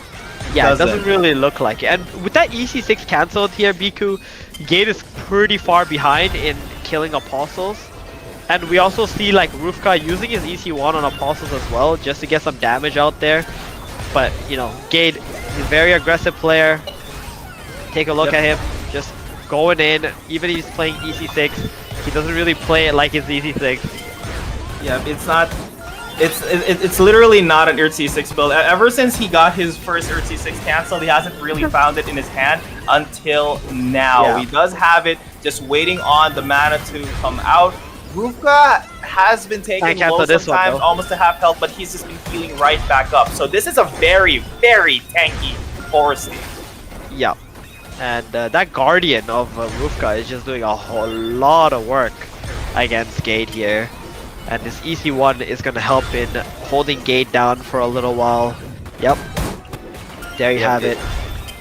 So both literally at the same HP. We kind of saw Rufka for like a single moment have less HP than Gade. And now the armor is really doing a lot of work here. The Earth C6 is going to come down. and Gade left with one Apostle. But it is somewhat going to be a 2v2, but in favor of Rufka right now as a 3v2. Yeah. Okay, that's one more Apostle down from Rufka. The zone is slowly closing in to that sweet spot where it's going to be a battle of who gets to have their Earth C6 come down. Rufka looking like he has the stronger Apostles at the moment, especially when it comes to longevity and the defenses. Rufka's planet is just way too freaking tanky, and the fact that there is no longer any warriors present on the side of Gade, that one Earth C6 does knock off 3 Rufka, more but the shield seconds. takes the full front. There's 3 more seconds for the circuit to close. If you can get another EC6 here, it looks like Rufka is gonna go for a cancel. Here we go. This is for all the marbles right here, and he.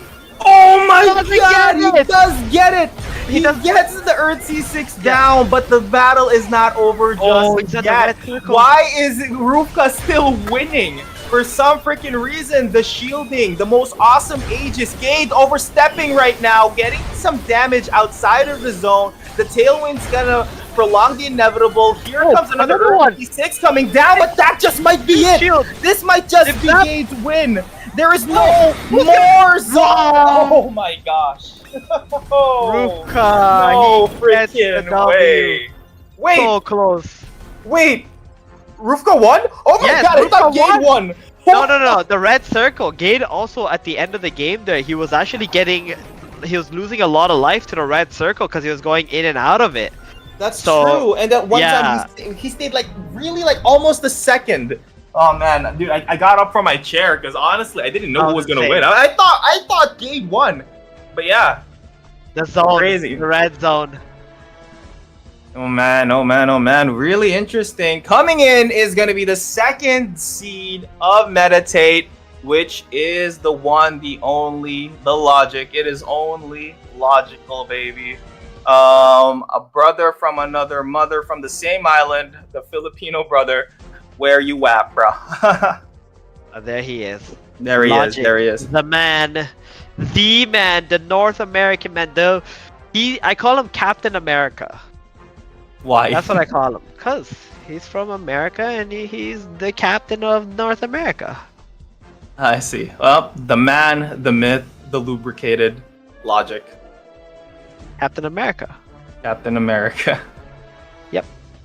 And this is going to be a very interesting match. Both players incredibly good, very high ranking players, right? Rufka, I think, finished top 15, I want to say. Logic finished top 5 in the last leaderboard. So very talented, strong individual abilities. Gonna be a fun game. I'm really interested to see what Rufka's gonna bring. Is he gonna bring the same build? It looks like it worked for him. Had a really close game with Gade there, but yeah, you know that was Meditate's 3rd seed, right? That was Meditate's 3rd seed, but regardless, I mean, honestly, Meditate is just jam packed with just very talented players. Not to mention, we still have Sharpie in the game. Oh my god, I'm looking at Rufka's like room there. I'm like, that aquarium. Is that a fish or is that a snake? I don't know. That is a fish. That is a fish. And is it? Yep. But anyway, there's a cat too. Oh, okay. I think he needs to move his Roomba. His Roomba is currently. We're just seeing his Roomba is. Oh, he has a cat. Is that a naked cat? Oh, show and tell. Beautiful cat. Hey, it's a turtle. That's not a fish. That's not a fish, dude. That's a turtle. That's a turtle. Yes.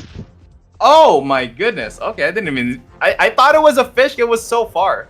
It's a turtle, bruh. Is that cat pregnant or is it fat? No, is it fat? I think it gave birth. I think those are like milkers. I'm not sure. That's a naked cat, right? That's what they call it. Yeah, naked. it is. Yeah. Yep. All right. So before we run out of things to talk about, let's get into the game, baby.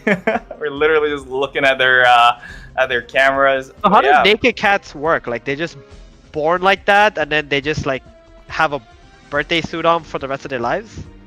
I guess. I mean, isn't that what that Lord Boros is based off of? I have no idea. Yeah, Lord Boros is... Oh, no, wait, Boros? What am I thinking about? Frick, from Dragon Ball. Yeah, Beerus? Dragon Ball. Sorry. Lord Boros is the guy from One Punch Man. Sorry, I'm getting my animes mixed up. But anyway, you know what? the Stick game. to Apeiron, buddy. Stick to Apeiron, buddy. Yeah. Okay, here we go. Now we got a karst from Logic. Lord Beerus. I'm sorry, this Beerus. Lord Beerus. This Beerus. Yeah. Okay, here we go. EC1. It's EC1 versus EC1, I think. That's what we got cooking up in here. Unless Logic just suddenly throws out. Nope, it's a headshot tailwind combo at the start of the game. Not gonna land here, so not gonna get much chip damage off that Guardian. I like Rufus. I'm a bit concerned. I'm a bit concerned right now for Logic because he's going head first into Rufka. But honestly, we already saw in the previous matches that Rufka's forward state is way too tanky and it really heals right back up almost immediately. So these early aggressions onto Rufka, going full smork, might not benefit him as much compared to going for his Apostles first. So now not only does he have to worry about that, Rufka's Apostles might just be too tanky for him into the late game, but I could be wrong. Yeah, what do you think? You can play both ways, right? I mean, if you're playing EC1 versus EC1 match, it would be kind of tough to be able to go for the Apostles and have enough gas in the late game to win, right? But look at that wombo combo coming out there from Logic. Dude, Rufka's already at half health. Yeah, that is insane right now. A lot of pressure onto Rufka. I could definitely be wrong here, but yeah, we've seen Rufka in this situation. The previous matches just healed it right back up to almost a quarter of full health. Got a headshot coming. Headshot coming in hot here. Is it gonna hit? Oh, he hit. Oh my god, the tailwind didn't hit, but he still gets hit by it anyway. Not realizing that there was a headshot. Oh, big slam. Oh, the welcome to the slam-a-jamma, baby! Going through that massive shield, and now Rufka is taken extremely low. But also Logic taking some damage himself, but can he build up enough mana on combos to actually close this off? Okay, another slam, hits again into the zip zap, and is that gonna be it? The formula's ticking, but the age is gonna come out, gonna protect Rufka, is getting kinda close. Logic, half health as well. Oh, another boulder. Oh, that's another boulder, and literally one auto attack away. Goes to try to tailwind him in there, but Logic takes the first game, and one step closer into the potential win. And of course, they will be fighting Shecito's Farmstic Guild. Yeah, bro, like Logic, man. I mean, Rufka might be tanky as hell. Like, might be one of the tankiest planets I've ever seen. But Logic is just relentless. That's He's true. Just, like all of these crazy. headshots are just on point, honestly. Yeah. But that's the problem with like playing these tanky planets. You kind of get careless sometimes. Like that one headshot where you could just dash away from that. In. He'd get the. Bro, look at this. He did get away from it, but he chose he chose to, for some reason, take it. Now here's another headshot coming out of Logic, but there's really no combo afterwards. He could go for the headshot into the rock and roll. Flying axe gonna be used. I like how he's literally using these flying axes. Kind of an underrated build just because it doesn't look as flashy, but they are very useful. And Rufka once again taking a half health really early into the game. And oh, the welcome to the slam! Gets the stun right on the moment he gets a shield. It is insane. Logic is just locked in right now, and he is going crazy, baby. Damage is incredible. Rufka is just like... He just uses all the shield, he absorbs everything, but the moment those shields go down, Rufka is vulnerable. And that's exactly what's happening.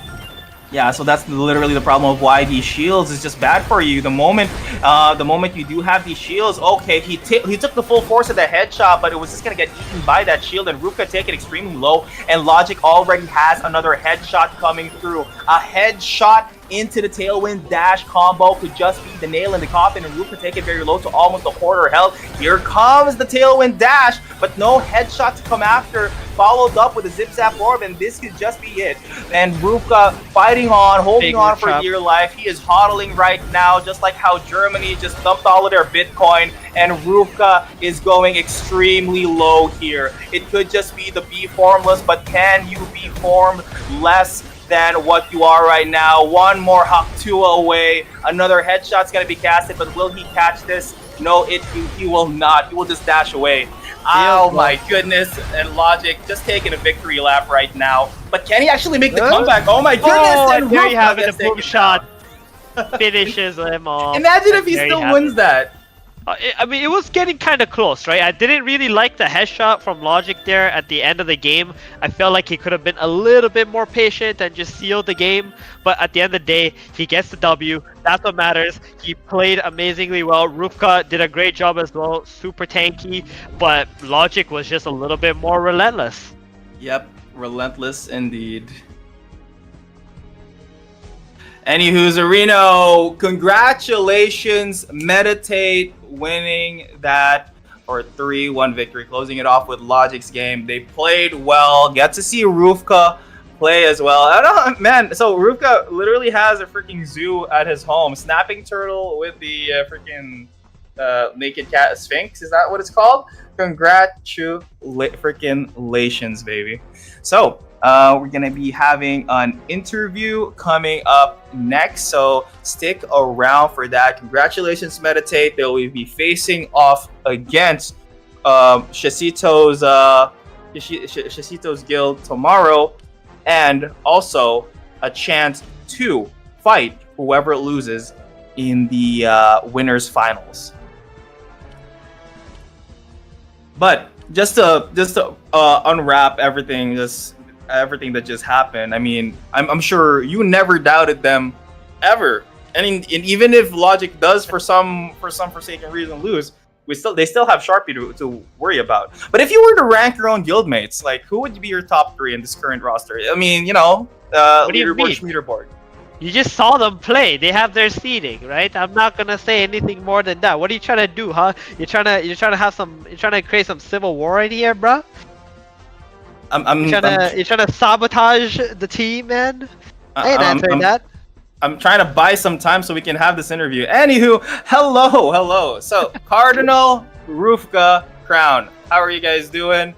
So, you played so extremely well, OG to OG from way back then, and you guys are still here kicking.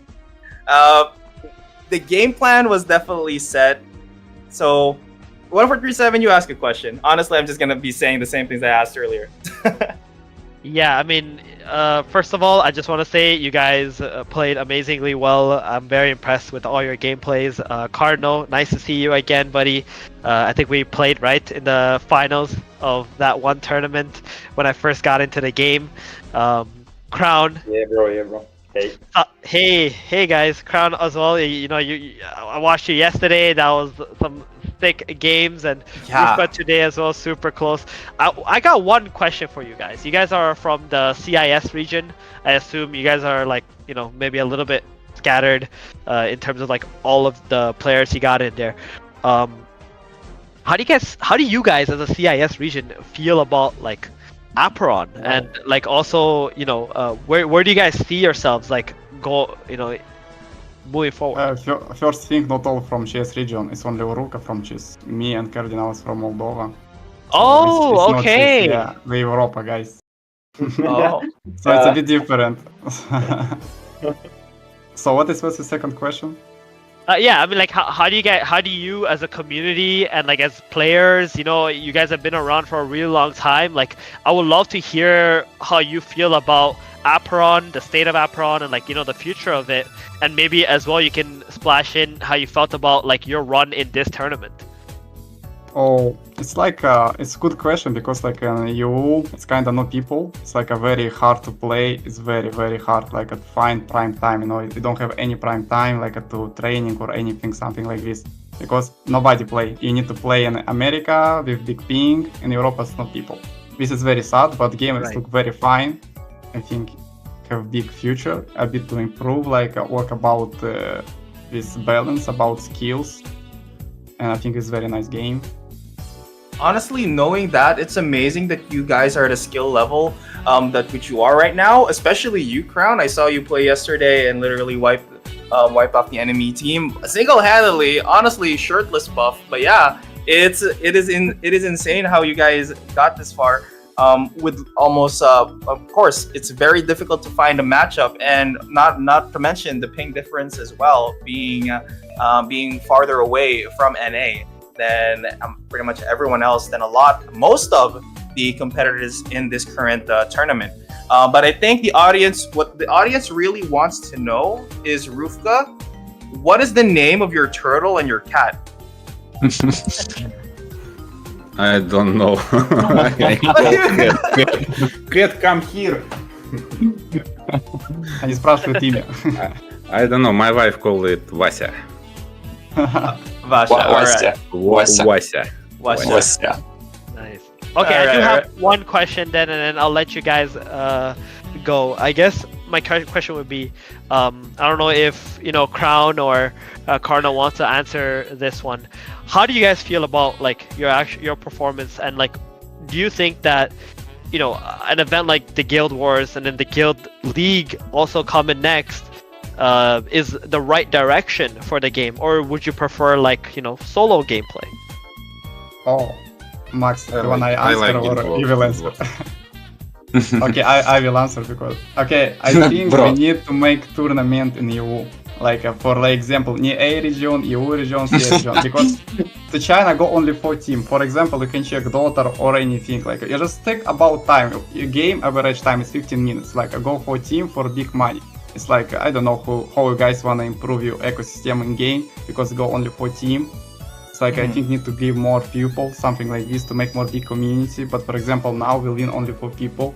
And people will play, for example, okay, some friends will hear about Aperion, but they'll think, oh, how I can be in pro if you go only 4 team? And already, like, we know, it's a lot of strong people. So I think need to make a lot more slots for people who can improve this whole system. Because now it's only 4 team. It's like, for example, people who today lose and yesterday, yeah, we play so good, but I think inside they will give up. Because we kinda don't have a lot of chance to fight. I totally agree, bro. It's my personal opinion, like people want competitive more something fight. What you say about summary, this sprint, yeah, it's cool, but people wanna fight like this region. It's like for example, a lot of people wanna fight for America for a nice ping, a nice condition, or from people from SIA. It's very more comfortable for us. It's nice for viewers to watch this. It's a bit cool. Okay, cool. I mean, I'm sure the team is always listening and they're going to be taking notes.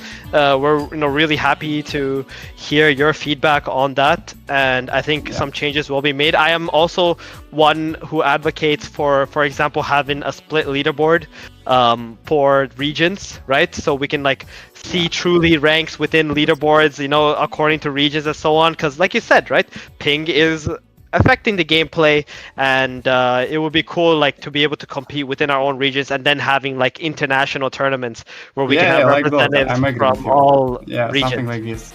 Yeah, exactly, bro. Okay, cool. Maybe Apeiron Riyadh Masters, not international. And Dubai. Dubai, yeah. Oh, I think it's very much possible one day, right? But we still got a lot of growth to go through. I think the team is always working hard, and it's a dream that I feel is reachable. Yep. All right. Thank you so much. I have no more questions. So yeah, any last words for your fans and supporters out there? Crypto Inside. I wanna say hello to my girlfriend. I wanna say free Hoshe. Free Hoshe, guys. Free Hoshe. Free Hoshe, guys. Free Hoshe, please.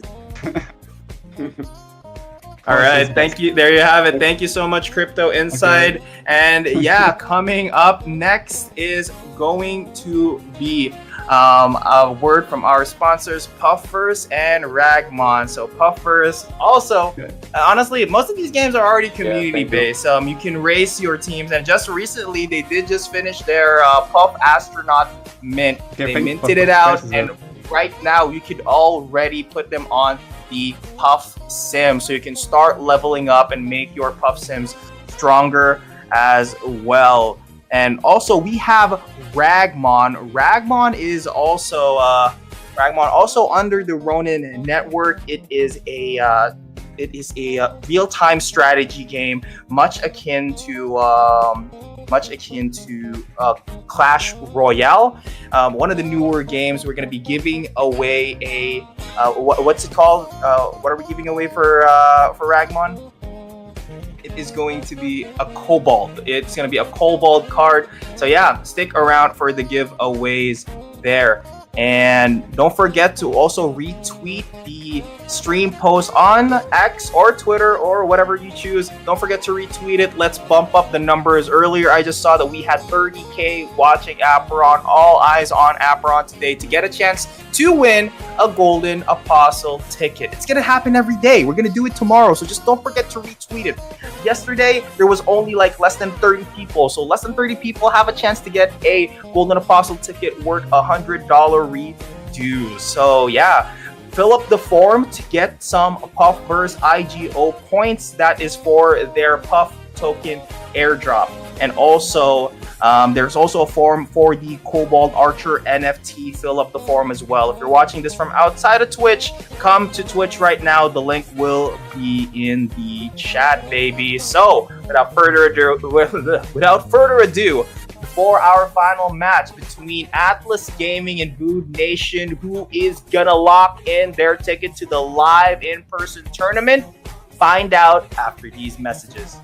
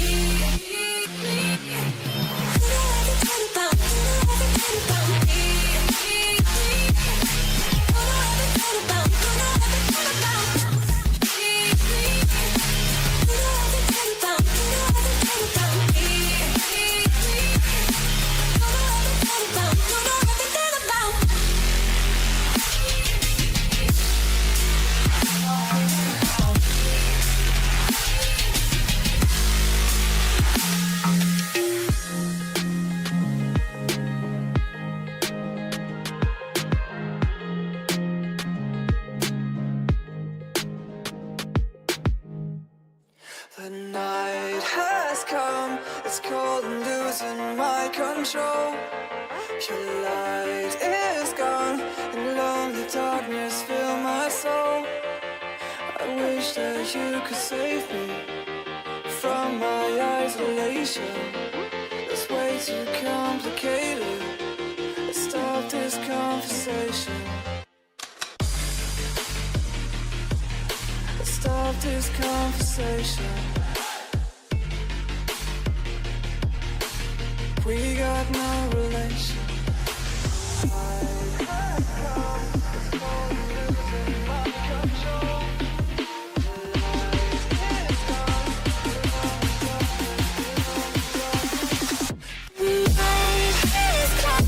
It's crazy.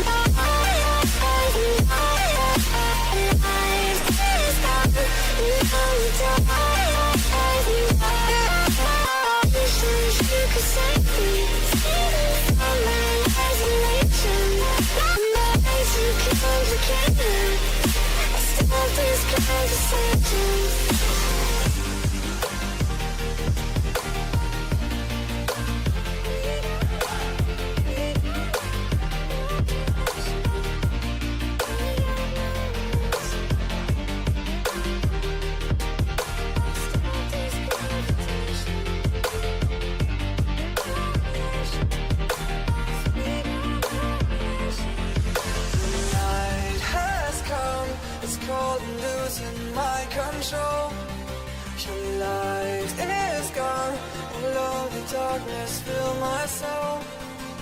I wish that you could save me from my isolation. It's way too complicated. Let's stop this conversation.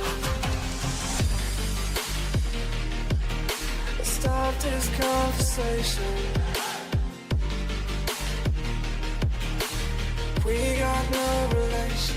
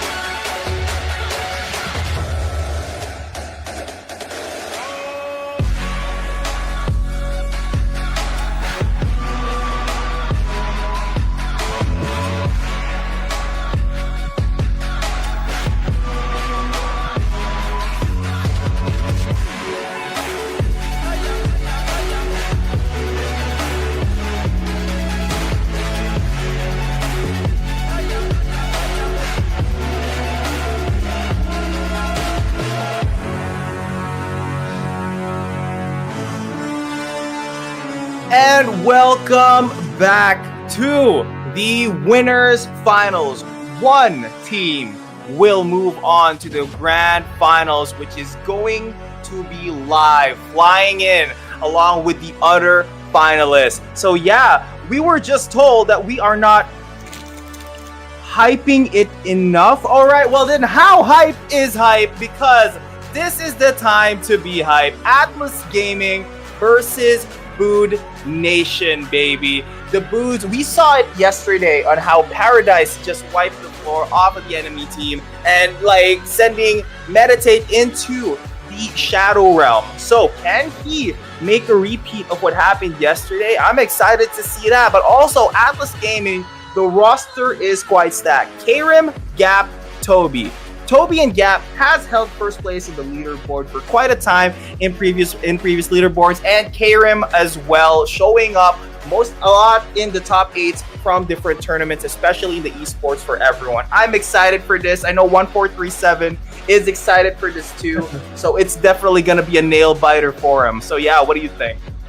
Oh, you have no idea. I am so excited for this series because multiple hundreds of different reasons, but these guys are going to be playing for a slot to Hong Kong. The team here, the one team here who's going to win is going to book their tickets to Hong Kong, and that's just crazy. I don't even know how many of these guys have like competed. I know Rollo and Paradise have played in LANs before, right, in Axie. Yeah. I'm not so sure about the Star-Lord guys, right, or what their background is, but it's a big deal, man. It's a big deal. I heard, watched, I've seen how hard the BoodNation guys have been working together and training for exactly this moment. So I'm excited, man, and it looks like we're already in the game, buddy.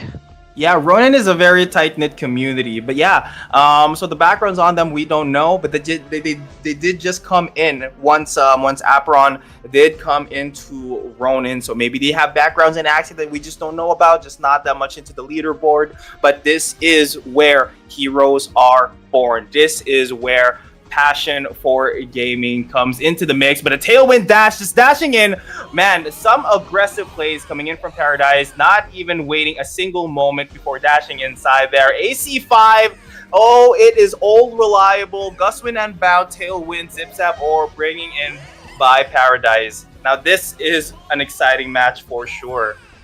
Yeah, but what do you think? Do you think Guswin has already fallen off after multiple instances of getting nerfed, people asking it to be nerfed, and for some reason Paradise, the third seed, is still playing it? I mean, so is Karim, right? And I think this is like a, like maybe it's like an ego battle, right? It's like, all right, guys, let's just see who's the best AC5 player in the world right now. But AC5 definitely has fallen off quite a bit. I mean, Paradise, holy shit, he just took so much damage. But that shield, though, that shield mitigates the return from the AC5, but the welcome to the slam plus last dude is what really hurt Paradise here, and he's just fallen away at the moment, getting pretty far behind. That's true. He does have the complete combo in his hand right now, but the Zip Zap Orb is going to prevent him from going through with that. The last dude standing is going to be used, trying to combo it with a Welcome to the Slam, but it's just going to be faced with another warrior. The Switcheroo prevents him from making any other combo, but Karim has been waiting. That's the AC5 right there, but can he get the return? No, he does not. And here's the AC5 of Paradise. The AC5 of his own could just be it. The tailwind dash going in. The return does not find anything. It just came in way too close. Gonna use that card shark to maybe prolong his death. It might not be inevitable, but there have been. Oh, that dash forward saved his life from that AC5. The return, though. Gets the hit. Oh, that's a lot of damage. And Karim just showing him how it's done. Anything you can do, I can do better. But the Cars versus Delta debate is just maybe showing up here right now. Does Paradise's Delta even have Earth perks? Oh, it does, and it's got formulas here. I mean, the thing is, we're gonna have to, it's just game one, right? AC5 is one of those series where, like, you can get a little bit ahead, and then things can turn out really quickly. So let's just wait and see how this goes. Last time Paradise played, he also did lose round 1, but then he just came back and just took it 2-0. So I'm quite optimistic. Maybe it's just like, first game jitters there for Paradise. Maybe it just is, and maybe he's going to be shaking it off right now. I mean, second seed is Ralo, and also we have Nailith, the second in the current leaderboard. But leaderboard, honestly, Karim played very well in the previous match, not wasting any time and taking any advantages he can find. Yeah, and it looks like Apostle-wise, Paradise is just doing a lot better this time around. Like, those warriors aren't in his face, constantly preparing to just smack Paradise. But it looks like his one switcheroo mage currently is in danger. Might want to switcheroo right now just to take advantage. Oh, Paradise! Yep. Wow, going deep in there though. I don't know about saving that mage. I think he just lost a lot of HP because of it. That could be a costly error. But no! It's a trap! The ball into the AC5 and Paradise trying to get the connect is not gonna happen. Oh my goodness, now here comes a combo of Karim's. Well, it doesn't really fruit him that much. The return was kind of awkward, but he does manage to back away from that. Both HPs are neck and neck at the moment, but Paradise is hungry for blood. And looking at Karim's mana, he does have 4 mana in the chamber and does have somewhat of a combo in hand at the moment.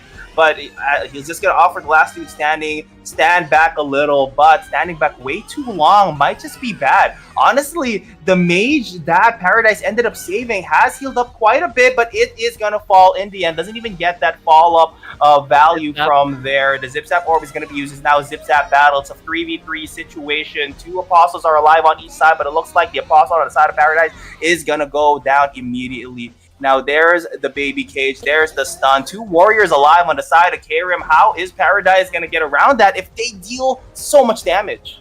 Oh, he gets a big hit here. And Karim, he's in danger. I don't think he has much health. Oh, and the return of Paradise takes game number 2. Oh my Holy goodness. shit. Those are just kills that you don't expect to see. Honestly, and then with that Zip-Zap battle, like you don't expect that much damage to just come out of there in that given moment. You don't expect them to just have that AC5 immediately ready to return, and that's the beauty of it. That's amazing. And this is what I was saying, man. That could have just been first game jitters. We got game 3 now. You know what makes me sad, Biku? I just wish these were all best of 3s, bro, because they're such good games. Honestly, it is such a games, but we may see some difference coming in. We know, both of us know for a fact that Nailith isn't playing AC5, but you know, I don't know that for sure. Maybe he's not gonna be bringing his auto attack build, his famous auto attack build that he had in the leaderboard, but who knows? There's a lot of pressure happening here. You know what? The thing about AC5 Mirror Man, there's never a dull moment. It's always non-stop action. Players posing on 2 sides, and here we go. Karim trying to go for a combo, got stunned up. Okay, doesn't get both players don't get what they want, so they're just gonna retract a little bit. Okay.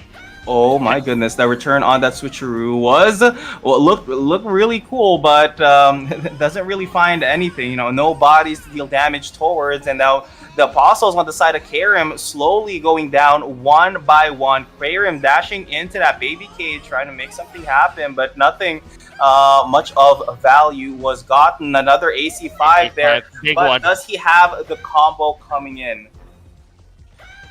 And there, No, it looks like the Apostle advantage is on the side of Paradise. Now, when you're playing AC5 like this, the Rogue, I don't think it's going to be doing too much for Paradise, but Karim does have nothing but Avatar skills. The first initial out did not hit Karim, so Paradise not trying to invest too much effort into trying to connect that. That's true. This Guardian, though.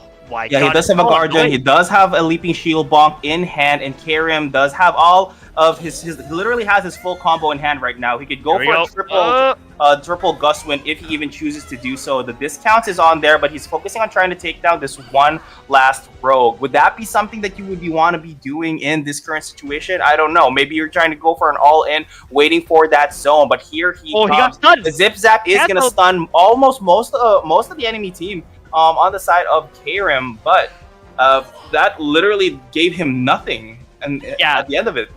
Paradise just needs to kind of save a little bit more mana, but Karim is going down so quickly. This Rogue is actually doing incredible amount of damage just with the right clicks. Got your back, gonna come in.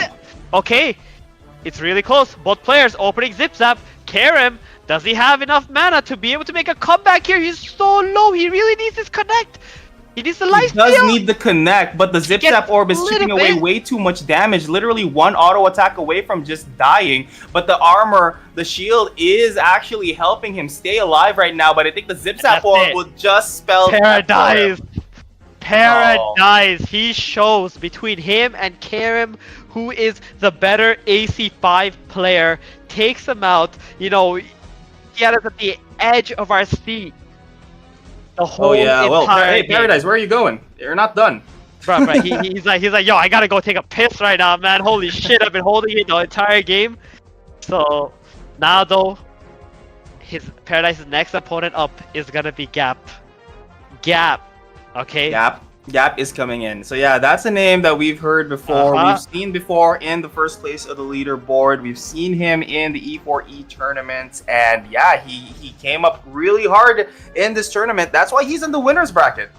So not only Gap, there's also Toby. But yeah, hard hitters in this current tournament, in this current matchup alone. So quite the show. And of course, the stakes are high. The stakes are freaking high right now. This is what they've been fighting for, a trip to the live grand finals.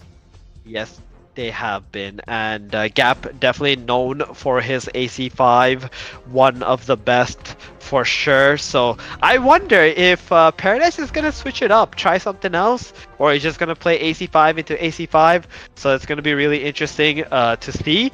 And speaking of Atlas, Atlas I believe had the highest 3 average MMR going into this in NA and C as well. Really? Yes, because their players were ranked 4, 5, and I think 11.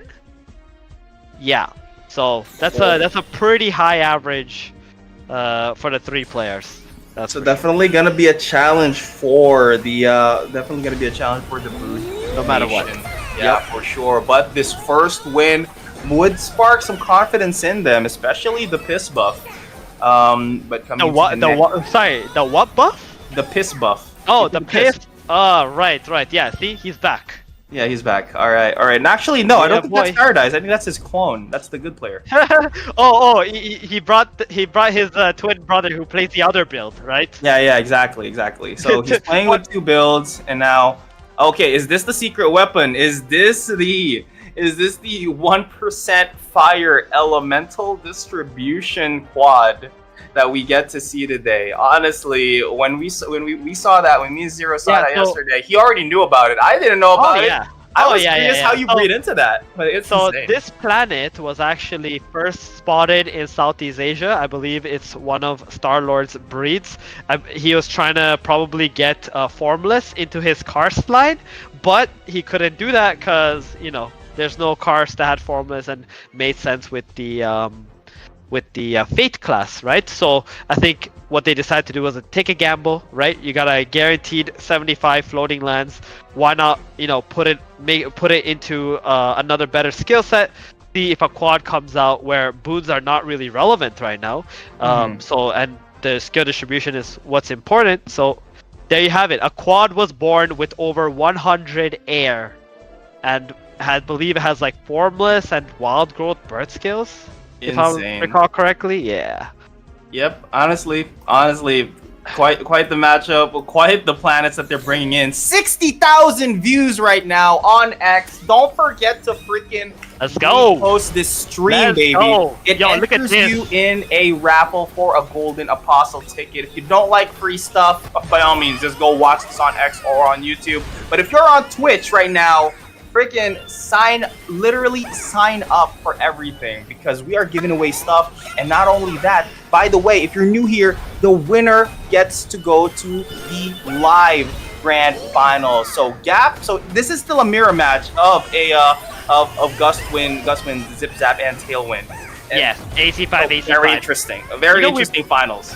We barely ever get to see AC5 anymore, right? It's just like no longer meta and so on, but here we have it in the finals. The players are just really adept at playing this, and that's what they want to, you know, showcase. And Paradise here, man, he's got another ego match over here, AC5 versus AC5. He's like, show me you're the best.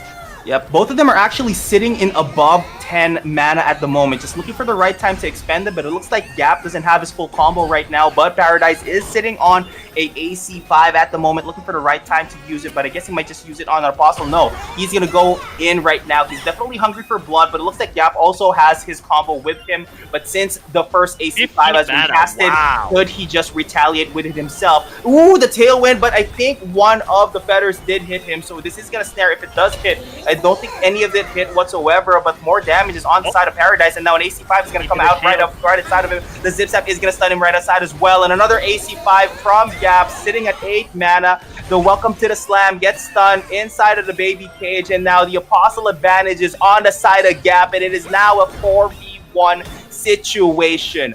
A quarter health onto Paradise, and Gap is just sitting pretty. Here is the headshot to the Tailwind. It connects, and it looks like he's going to be burning down from the B Formless. The Zip Zap is going to get cast, and he's staying away, making sure that the return does not give him any value. Well, not that much value whatsoever. Now, he is just zipping and zapping away right in front of him, and the Leafy Shield Ball does not find him whatsoever, but another Zip Zap could just be it.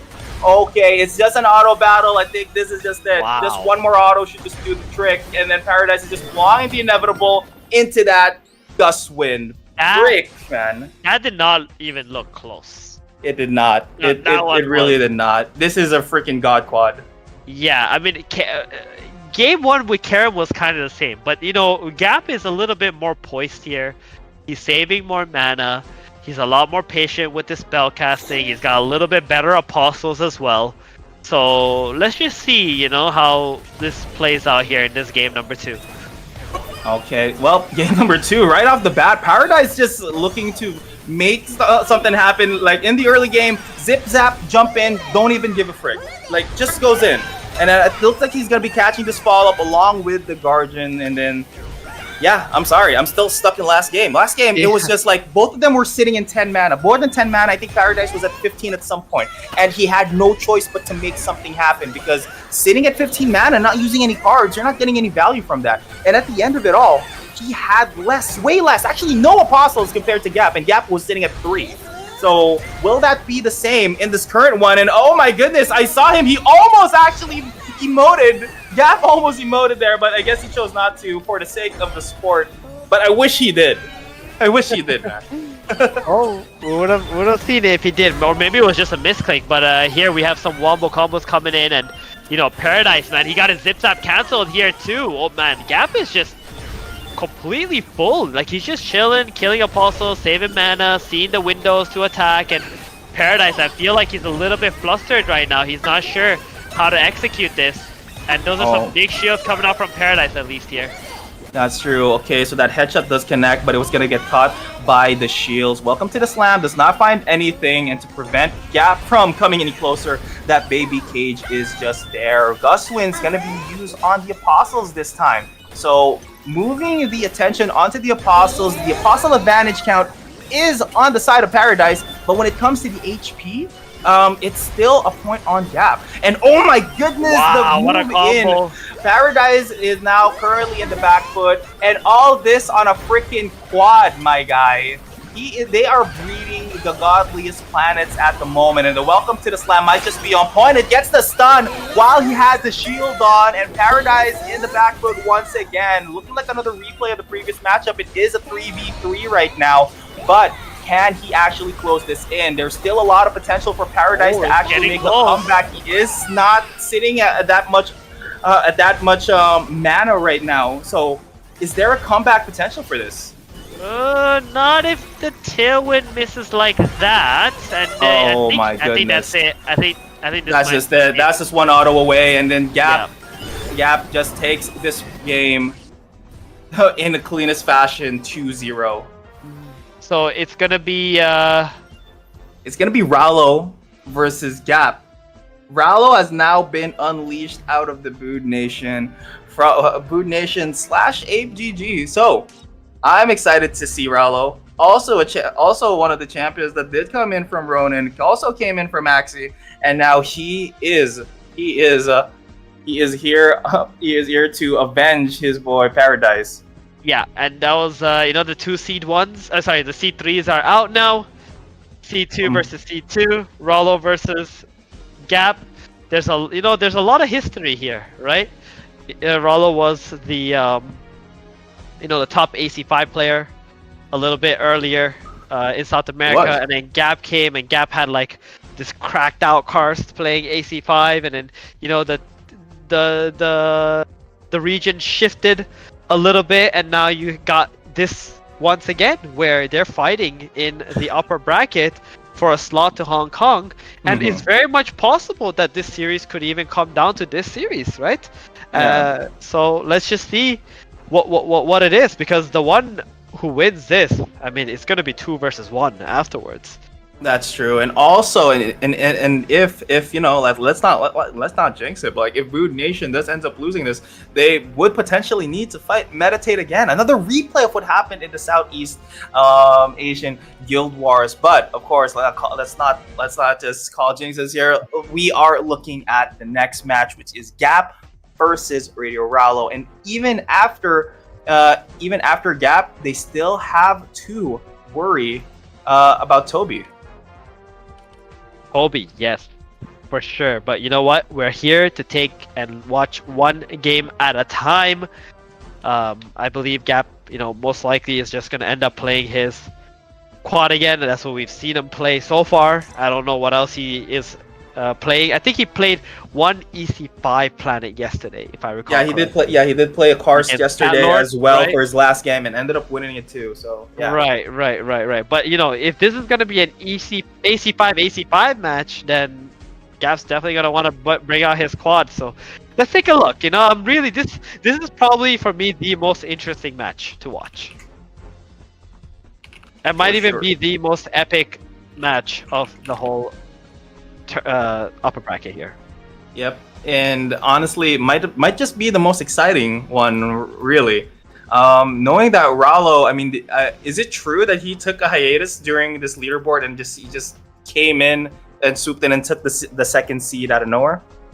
That is partially true. Yes, that is true. Actually, he was very much slacking, I would call it. Right? No hiatus. I call them slackers. Slackers. I mean, if they're that good, I mean, you could take a break or two. I mean, knowing that he's also a family man, so more time with the family.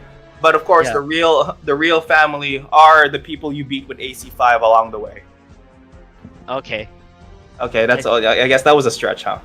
Yeah, that really was. Yeah. But you know what? It's been a long night for you, right? It's like almost 1 a.m. out here in the Philippines. Dude, who cares? Who cares about the time, dude? We're night owls. Nothing happens during the day. It's just a bunch of people going around. That's true. And now here we go. Oh, okay. He's playing a Karst. So Rallo, EC5. It's looking like he's playing his Karst that he played yesterday. So it's probably an EC1. Okay. And here we have a Gap. Oh, a Gap taking or Rallo getting the first blood onto Gap. Oh, another follow-up hit too. Like, he's already doing a lot better than what Paradise was doing, right? For sure. I mean, Paradise was on track in the very beginning. He likes to apply pressure. He just wants to jump in and deal some damage. But it looks like both of them... Oh my god! Oh, hits him with the rock, and Gap taken extremely low, applying most of the pressure. Literally, this is how Rallo played when he fought against the Earth C6. He doesn't give a frick about your damage. He will just go in and try to apply as much onto you. And now here is a combo. The tailwind into that headshot does not find him though. And but yeah, so he needs to chill a bit. No, and oh my god, Gap also taking some return damage there as he went into the danger. And this game is getting super close. I don't even know what's going on, Biku. Holy shit, bro. Honestly, they're just looking for the right time to actually go in, but Gaps is sitting right now on 10 mana while Rallo is big root trap slide there.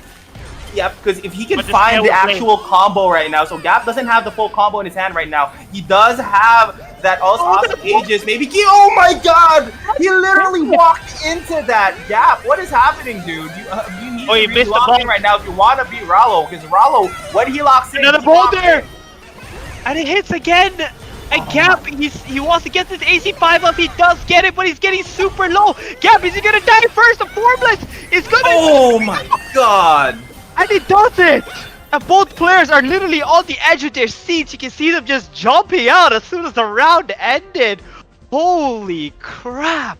Honestly, honestly, Gap was a bit slacking there. He was literally a bit lax than before. But of course, tournament pressure is on the line there. He was catching these rock and rolls like they were breakfast, bro. It doesn't make sense to get hit that much, but it is insane plays coming out of Rallo. He knows what an advantage looks like. He knows when he can apply pressure. And yeah, I mean, you could literally put the same analogy as like playing Axie Classic, where you're counting the mana, but the mana didn't matter. Gap was sitting at 10 mana while Rallo was just using it the moment he could use it, and at the end he still won. Oh, here we go. Follow up into AC5. Yeah, Rallo really wants to focus down this mage, but that return, it does a little bit of damage, right? Rallo is nearing half health, 60% I would say right now, but Gap did lose an Apostle already. Oh, he is just about to. He did use the switcheroo to get that mage out of there, but it looks like the mage still gets to live. What the hell? It's still alive, and Rallo is sitting at half health at the moment. It's not looking good for him right now, though. Oh my goodness, he really wants to get this mage out of the way, and now Gap is sitting at 10 mana, going in, using that AC5, maybe trying to get that return, but the rock and roll is going to steer him from doing anything. The follow-up does find him, but there is no follow-up right after that. Canceling that rock and roll as well. Now choosing to back off. I don't think he has a switcheroo or anything to actually prevent Gap from taking any more forward advantages, but Rallo is in the back foot at the moment, but it doesn't care. He's still moving forward. He's still going up in his face. I don't get this. Can you help me out here? Well, you know what, man? There's only one way to play, and that's to win, baby. And that's exactly what Rallo's trying to do. Now, the AC5 return is doing a shit ton of damage here, but Rallo, down to his last 20% health, he's gonna need a miracle to make a comeback in this game. But if anyone can do it, it's gonna be Rallo. So here we go. Gap going in with the Zip Zap. Can he make it a 1-1 game here? Oh, I think something did get cancelled there. Oh Gap my goodness, has just he been able is to reach 1 everything point back. up. Yeah, so Rallo is currently 1 point up, so even if he loses this match, he still has the next match to actually come back up here. He gets the AC5 out of there, but will he be using the Zip Zap Orb or the Tailwind to get in the return? But no, the return was not taken value of. He goes for the Tailwind himself to maybe cancel something, but nothing was casted at the moment. Rock and roll going out, does not find anything. Another Gust Wind, not a Gap, but can he actually close this down right now with a really massive return? Nope, no return, gets the snare, goes back, builds up some more mana. He is sitting on 5. The Tailwind connects. He's outside the zone! And his zone kills Rallo with the stun on the Zip Zap Orb. Oh my god. Did you see how he died there? The warrior started spinning and he kept pushing him back into the red zone. That was actually one of the most beautiful ways I've seen like someone get killed. Even though I know Rallo lost the round there, but like I think it was gonna happen anyway. But it was pretty funny to watch. And now it's down to the third game. Who is the more clutch player here? That is the question, Biku. Honestly, Rallo has been overstaying his welcome sometimes when he does go in. I've loved his playstyle of looking for different avenues on when to go in, but this time he really got punished. So might just need to find a way on how he could get around. I think he's kind of like taking a lot of damage here at the start of the game. Rallo, you got way too close, buddy. Yeah. Into those warriors and the mage follow-up, playing with half health this early is not where you want to be. AC5 coming out. Okay, now he's gonna just be focusing the apostles this time. I think Gap saw this as a welcoming of actually applying way more pressure this time around. Rallo overstaying his welcome once again. We were just talking about this, and now he's taking a half health. But Rallo has come back from stickier situations, and now that switcheroo. So this is the reason why he wants to take away that switcheroo mage immediately. But now Gap going in, has some 5 mana just yet, but like he doesn't really have a true follow-up for that. So Gap also being a bit impatient there. So he needs to close this out, but now both of them are at the same HP. Even their apostles are also at the same amount of HP, but the follow-up is going to find him, and the return is going to find him as well. He's going to get burned down by the Zip Zap Orb and also the autos, but the Root Trap Slide does let him, just take a break a bit. And now what could happen next? Yeah, It's I concerning. mean, these mages have been such a big problem for Rallo, and now he's finally been able to kill them. So let's take a look at what's gonna happen. Honestly, Rallo doesn't have that much tools to actually prevent Gap right now. He doesn't have anything. He doesn't have a switcheroo. He doesn't have... Oh my goodness, Rallo gets taken down by Gap. And it's a freaking quad. This quad is the strongest quad, man. The master of all 4 elements, the Avatar. Hold on. That is definitely a Tempest in disguise, right? That is literally a Tempest in disguise right there. But that was crazy. That was actually one of the most insane matches I got to witness in all of Apeiron. And that AC5 at the end there was just absolutely beautiful from Gaps and Rallo. You know, he just took way too much damage at the start of the game, just running into those apostles. He just did, and it's very insane how well. Honestly, the early game was insane. That was very heartbreaking to see. Honestly, the first game he looked really strong. He was the one applying the pressure, but then in the third game, it was just a very bloody for Rallo there.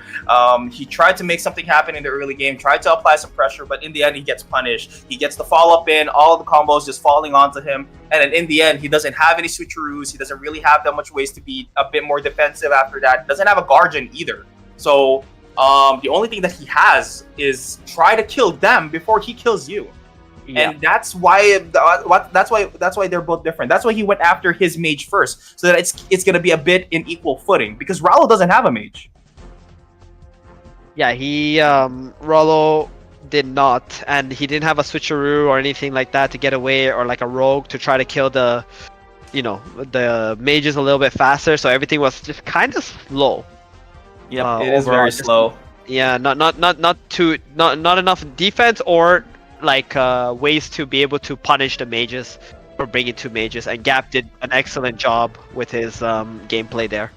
That's true. It's quite a nail-biter game at the moment, but can Nail It bring it back? Nail It actually, Nail It has been going around. Also, he's second in the leaderboard. You think this will translate into the game? Plus, of course, what was he playing? He was playing Water C5 auto attack build. You think he's gonna bring this out here in this game? Yeah, I mean, I'm really interested to see what he's gonna do. During the leaderboards, Gap had the toughest time probably playing against Ney of all players. So for him, it's like he's really looking to just win this matchup, because he wants to feel like, hey man, I'm gonna show you that even though you might have beat me on the leaderboard, it doesn't really matter, because this spot going to Hong Kong is what's important. And on the side of Ney, I'm looking to see like how he's gonna be able to clutch this out, because he has to fight 2 opponents now. It's not only just Gap, right? Yeah, he has to also fight Toby. 2 people from the top 10. So, needless to say, this guild is stacked. This guild is really doing a lot of work, and a lot of talented players too. All right, here it comes. The quad versus Nail It's Foresty, and he does choose to play the Foresty. Tell me, you know anything about his Foresty? Well, his Foresty is his planet that he plays, right? In the when he normally plays. So let's take a look. Maybe the build's a bit different. I don't see any priest here from Ney. Normally he brings that priest. It might not be quote unquote that build. It might be the something else. Yeah, I did see the electrostatic ray from earlier. Okay, it is the electrostatic ray Water C3 build. Might catch him off guard though. New technology. Yep. I mean, I think Gap is just happy to not see priest. I think, I think so. I mean, anybody would be happy to not see Priest, but it looks like he changed up his build a bit. He's no longer playing the Gustwind build. Oh, he's it playing is now EC6, a Resonance Bulk build. Huh. Okay, alright. So he's not playing the AC5, he's playing an EC6 quad again. Okay, right? But it's still a quad. Insane. But, however, I think this game kind of favors Nail It a bit here.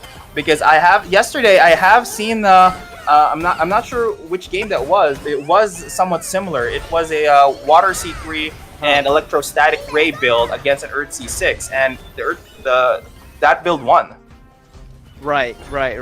Yeah, it's kind of like semi shoot build, right? Original shoot build is like air C3, but this is more like air C4 plus water 3, water C3. Oh! Electrostatic ray got cancelled by That's the huge. Resonance Vault. That's a lot. That is a Yeah, lot. That's it literally is. like half his combo gone. That is disappointing to see. But that's one Apostle down already on the side of Gap. But so both are neck and neck in Apostles, but it looks like Nailed does have one extra Apostle more than Gap, but does it matter here? So with Gap's build, he is built to have some early aggression. He has the rock and roll, he has the zip zap, but he does not have the tailwind. He doesn't have the necessary tools to actually get around this. There it is. There's the snare. Oh, and he missed the water 3. Oh, is this a max flow? Could this be a max flow quad as well? You know, I what do you think? Something was a little bit weird there. I'm not sure. Maybe the AC4 did not tag him at that point, but nonetheless, Gap a lot lower than Ney going into this late game. So that's a big deal. Oh, the mage got stunned! He couldn't get the follow-up off. He was really looking to get the follow-up into the water 3 there. Not gonna happen. EC1 gonna chip away at Ney. Ney! He has the full combo in his hand right now. He gets the stun, but the Earth C6 perfectly timed to be used, but that is going to be two. Oh my god, that's going to be two Tsunami Cannons. That's going to be hitting Gap. And now here's another Electrostatic Ray. The bump up from the vault will stop him from using the Electrostatic Ray, but he has the Tsunami Cannon ready and waiting for the snare. And here comes the snare, and here comes another Electrostatic Ray. He doesn't actually have a way to cancel this. Overstate as well. Takes the damage from the Resonance Ball, but it looks like the laser is going to finish Gap off.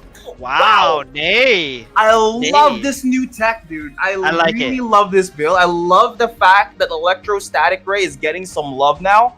Seeing that it's literally, it was invisible in the previous seasons. Kind of like Fire C3, kind of like Pizza Boxes, but you know, Pizza Boxes actually, you know, Pizza Boxes got some love, but not as less as Electrostatic Ray. No, it's really been gaining a lot of popularity lately, this AC4, and honestly, it's so hard to like try to fight it. You just you can't really jump into it. You can't dash side to side because it instantly knocks you back. It's quite frustrating, if I would say so myself. That's true. Oh well, honestly, I fought Electrostatic Ray. Very frustrating. Just pushes you outside of the zone, and you can't tailwind dash into it because literally, as long as it activates, you're just screwed. And as long as it touches you once, you're still screwed. So what are you gonna do? But yeah, early game aggression from Gap is going to be punished. Taken already to a quarter health. He is not going to get followed up, and that Resonance Vault does find 3. And one Apostle already on the side of Natal is going to get taken down, but he's going to pull down a Resonance Vault for himself this time. So yeah, both those seems to be in equal footing, but Nail's Apostles are looking to stay alive a lot longer. They're a lot more tankier, a lot healthier too, and with the most awesome ages, so is Nail. Yeah. And I think Gap is just falling really far behind in like the Apostle War. Those two Hunters are just way too annoying as well going into the late game. How are you feeling about Gap's game plan right now? Do you think like he has it? Oh, the root doesn't get the connect though. I do think Ney has more like, you know, he can miss a few skills, right? Yeah, he definitely can miss a few skills, but definitely not the Electrostatic Ray, because that's literally the opener to his combo. If he misses the Electrostatic Ray or doesn't even let it touch once, that's going to be a problem for him. So that's going to get canceled by that Resonance Fall. Drops the Baby Cage for some odd reason. Finds nothing, no value out of it. Yep. Allows you just to get stunned by that Zip Zap Orb. And here comes another Rock and Roll. And this Guardian should just go down easily. Oh my goodness! Oh, it doesn't work. That Root Trap slide into literally nothing will be the death of that one Hunter. It is now a 2v2 with one Hunter with each other, but it looks like Gaps is going to live a lot longer, seeing that it does have way more HP. Look at that one trap bomb right behind Nailith, secretly put down by Gap. Did he actually notice it? Did he actually see it? Who knows? Yeah, he gets taunted, and another one! Another one! Double taunt! And another triple one! taunt! Holy shit! My goodness! He does still get the Earth now, so I guess taunt can actually cancel casting, right? It doesn't. No, taunt cannot cancel casting. You're just gonna be sitting there, and that EC6 was so important for Gap there, or else he was Oh just about my to lose. goodness, that one stun. And And he gets it. Oh my god, the ties up the jawbreaker game. to the face. And Wow. one more step to going to the loser's bracket. But it is one last step for Atlas Gaming to move forward to the live grand finals. That's incredible. I mean, I will say, like, that game, Gap just played out of his mind with his stuns, like moving to the side with the zip zaps, making sure he doesn't get hit by the electrostatic rays. True. Oh This my is it, goodness. Nate. This is time for you to show what you're made of. Yep. honestly, you might be biting your fingers right now because honestly, this is some hair biting stuff. It is Without a doubt. insane. It is insane. I love Nayless build, but Gap is just playing out of his mind right now with these quads. And he is stuck with this, by the way. I mean, don't fix what's not broken. He played 2 AC5 games, but he brought out the Earth C6. It looked like shit in the first game, but the second game says otherwise. Yeah. And now back to the early game. No early aggression. No, not that much early aggression. It is Earth C6, but the action doesn't stop there. I love these mid-game planets. It's not just focused on the zone, and there's action literally every moment. So almost much akin to RC5 games, really. But look at that one apostle in the corner being taken down by that hunter. Hang on. Gap is actually taking a significant amount of damage. He does have a lot of shield, though, on his build. Switcheroo's out. Just get some healing going. Oh! Does he cancel it? Does it cancel? No, it does not cancel. It just took way too long. Honestly, I thought, because it's funny though, because like when you see the Resonance Vault kind of sort of like just blinks a bit, you think it gets canceled. Okay, he does get the stun, but it doesn't have the follow up from the Tsunami Cannon. Tries to get the Tsunami Cannon with that Root Trap slide though, but still casts the Resonance Vault right on top of it. That freaking minion thingy, the bug, the what bunny? do you call it? The Mickey Mouse. Bunny? Yeah, the bunny. Mickey Mouse, the bunny, yes, bro. Yeah. It's not a mouse, it's literally a bunny, bro. Yeah, but like in the Filipino Mickey chat, Mouse like, ears? we call it the Mickey Mouse. Yeah, okay. Oh my god, this is not looking good for Nailith at the moment though. Apostle advantage Very low currently is mana. on the side of Gap. He's currently just using this electrostatic ray just to push him away on the side. Uses that rock and roll to maybe deter him from moving forward, but he doesn't have a follow-up to it and he's just dead. Oh my goodness, hopes and dreams are alive right now for Atlas freaking Gaming, and now they will move to the live grand freaking finals. Congratulations, Atlas Gaming, you have just locked yourselves in. Holy crap. That's incredible. That was just so much on the line right there, and you know, Gap coming out clutch, winning it 3-0 just like that is that's just incredible. Oh my goodness. Oh my god. Does this call for an interview? Honestly, they're not even out yet. Yeah, they're not even out, so I think I don't think we don't have to interview. I think we just have to. I think do we have to interview BoodNation? I mean, let's go. All right, let's go. Honestly, I'll let you take this one. 1437. No, all you, bro. All you. I me. On the daily. All you, bro. All me, dude. Okay, I'm gonna Google right now how to do interviews. Honestly, it's just. All right. Hello.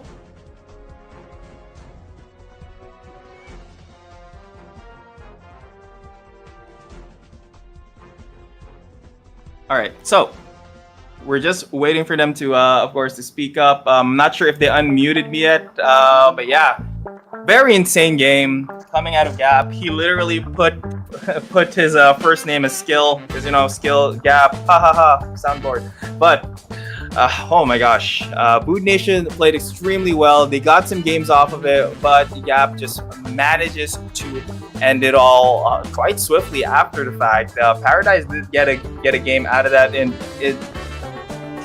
are they unmuted yet? Where are they? Hello? I have nothing else to say at the moment. But yeah, congratulations to Atlas Gaming. Yeah, Star-Lord must be smiling right now. Without a doubt. Without a doubt. freaking That's a doubt. big W. Yep. So Quads just dominated this tournament. Insane. Freaking insane.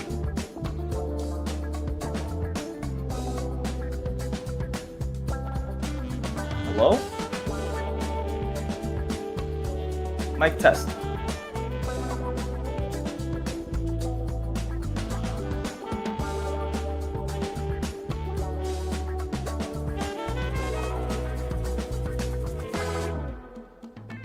All right. By the way, guys, don't forget to retweet the live stream to put yourself at a chance to win a Golden Apostle ticket. We still have sheets and forms for you guys to fill up. You guys are gonna be getting IGO points from Puffers, also the Cobalt card from Ragmon. Not to mention 1,000 what's it called, blossoms or something from Nifty Island. So a lot of giveaways. Thank you so much to our sponsors, of course, Ronin Network, for being the king of gaming chains, allowing our players, also our communities, to flourish in this competitive activity. All right, now, so moving on. Let's see. Hello, Paradise, you there? Hello, Paradise. Okay. This hurts a lot, definitely, and you guys played amazing, especially in the previous days. It's not over yet. It is not over yet. So how are you guys feeling moving forward? And also, of course, potentially fighting Meditate. I'm sorry, I didn't get the full question. Can you repeat, Biko? Sorry. It's okay. So, how are you feeling, guys, moving forward? I know you guys are gonna fight well, but what could have been done? Okay, I'll just change the question. What could have been done differently in this current the current match that you just had with Atlas? I think we played the planets we wanted to play against them. The difference was very small details, and that's something that we have to watch the replays and see where it failed. But Gap played really well as well. He put us on a tough spot, and it's hard. We need to improve more, I think. All right. Well, that's the spirit for sure. And yeah, you guys will still be coming back tomorrow and potentially will be fighting Meditate or Shecito's Farmstic Guild. But do you have any messages for your fans that are watching right now? There is a lot of support for you guys, especially in the chat. There's literally 60,000 players, 60,000 viewers right now watching this game. So do you have a message for them? Yeah, I want them to know that tomorrow we're gonna give it all. We will show even a better performance than before, and yeah, we will fight for the spot in Hong Kong. All right. Thank you so much. Thank you so much, Paradise. And yeah, congratulations as well for making it this far, and good luck to your match tomorrow. 1437, you got any questions?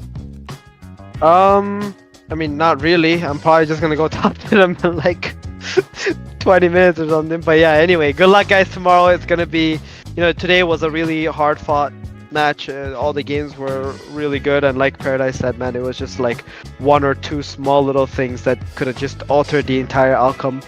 But you know what? Like, winning, losing, it's all part of the game, and it's all about just going back to the drawing board and just getting better. Yeah, exactly. Alrighty then, let us go. Let's go ahead and interview. Let's thank you once again, Paradise, and congratulations for making it this far. And Thank also, you. good luck Thank tomorrow. you. Good luck. Thank you. So, moving on to Atlas. Hello. Star-Lord. Yo. Star-Lord. Yo, what's going on? So, Star-Lord. How we doing? I guess this is the one time I can actually ask. I know you're happy, but like, any messages to your boys that just won? Oh, amazing effort. Gap, pulled through. Games were not easy by any means. Just the game against Ralo was insane. Like the pace, just the mechanics, very impressive. And honestly, it is. So did you breed the quads that Gap has been playing? Yeah, it was mainly due to breeding times and the perks. Went for a few YOLOs and kind of got lucky. That is insane. Honestly, because I breed as well, and to breed into a quad, you literally wasted I wouldn't say waste. It's not wasted now. You created a quad from a duo, and it really benefited you very well. This is a very rare occasion, and not only one planet. That was 2 planets, or was it the same planet? Was it? Both Gap played the AC5 and the Earth C6. Yeah, so there was 2. One was a cast with PL, and I think we bred that offspring with a Delta, just pushing the fire out, and just hoping for formless, basically. Air perk 1 is a bonus as well. So, yeah, I just got really lucky. Almost got like the perfect distribution. So, it was really good for this tournament, basically. So, it was, Alright. Yeah, it was really cool. Yep, it is definitely really cool. I'm not sure if if your boys have anything to say though. I'm not sure. Hello. So, one by one. How are you guys feeling?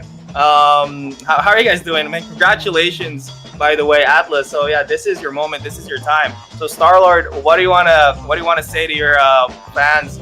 Well, actually, I mean, Atlas Gaming's his fans.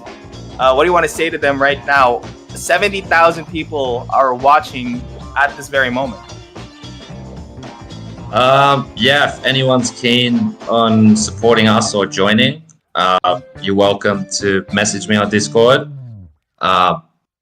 We've still got a lot of people who are interested, but we're breeding a lot of competitive planets. So anyone that wants to jump in, have a crack, you're welcome. All right. Is anybody anybody from the members? Toby? Anyone else want to speak up? Yeah, like we practice a lot. Karim, Yo, what's up? You finally won a tournament. I'm trying for the last 2 months, bro, and finally did it. Thanks, Gap, for it. Congratulations. I have casted your game so many times in E4E. Yeah. And honestly, you are a fighter. And just see you fall off. But this time, you freaking won, buddy. Congratulations to you the most, honestly. I mean, at least I won the most important one. Honestly, yeah. Honestly, yeah, you did. You also won the hearts of all your fans, for sure. Yeah. All right, now moving on. It's a beast. Yep. Moving on to Toby, though. Toby, did Toby actually get to play any games coming onto here? Honestly, did Toby play yesterday? Hello, Toby? Nah, he don't speak English. Maybe you can. It's okay. It's okay, then. If someone can translate, I like his hoodie. But yeah, that's all I can say to him. Does Gap speak English though? Does he? Or no? Not really sure. Yeah. Yeah, Gap. Yeah. So Gap. What happened?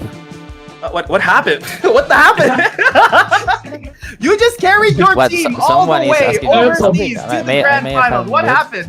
That's what happened, bro. Oh, you have to unmute Biko. I bet. Okay, so you guys have been sorry. so you guys have been in the dark. Nobody knew you guys until Apeiron. What was your history coming into Apeiron's competitive scene? What is your guys' history? I'll start with Gap though. Did you used to play Axie? How did you guys get into Web3 gaming? Yeah, I used to play Axie since I don't know, some years, and then take a break of these kind of games, and then saw this game. I tried, I like it. Then I don't know how. I mean, it's magic, but Starla sent me a message. Yo, I have a scholar, and yeah, we start. Oh, that's awesome to hear. What about you, Karim? Yeah, Also, it was pretty much the same to me. Like, I played a lot of NFTs on 2021, but the same happened. I stopped playing, and like, I think 2 or 3 months ago, I saw one of my friends playing Apeiron, and I tried, and like, I completely fell in love with the game, like the day one. Yeah. And 1 week later, I was Divine and Star and Squishy DM'd me, offering the scholar, and I took it. Thanks, God.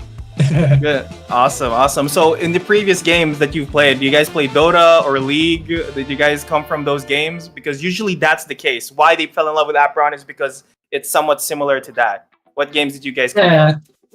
I played League a lot of, like, I think 6 or 7 years of my life, but I stopped. Played a lot of Albion too. I knew Logic from there too. I played Albion too. And a lot of other games, but yeah. All right. What about you, Gab? Yeah, I play LOL a lot. Reach Diamond 1, I think. A lot of games. Yeah, I am gamer since I am young. So yeah, play Counter, Rocket League, whatever. This game is good. It's good. So. All right. Now for you, Starlord. So Starlord, you are in Asia. You are not in NA, right? No, I'm from Sydney, Australia. So CE is the closest. Yeah. Oh, all right, mate. All right. Okay. Yeah. Oh, did you think I was NA? Because you're white. I don't know. Yeah, I guess that's all right. Because I don't know. Honestly, this is the first time I've ever seen your face. It's the first time I've ever seen you talk. But yeah, you have been around for so long, and the build up you are literally an OG. And to make your game Atlas Gaming, it is insane how far it has come for sure. And what do you have to say to your boys? Honestly, to your boys, and of course to Apeiron and how it has grown, because out of all the OGs, I think there is no more success right now than qualifying for this so far. So what is your message to Apeiron, and what do you think of it so far and moving forward? Yeah, so just want to say, like, very appreciative of the opportunity to compete. We got lucky with the birth skills on a lot of the planets. So yeah, pretty lucky. So thankful for that.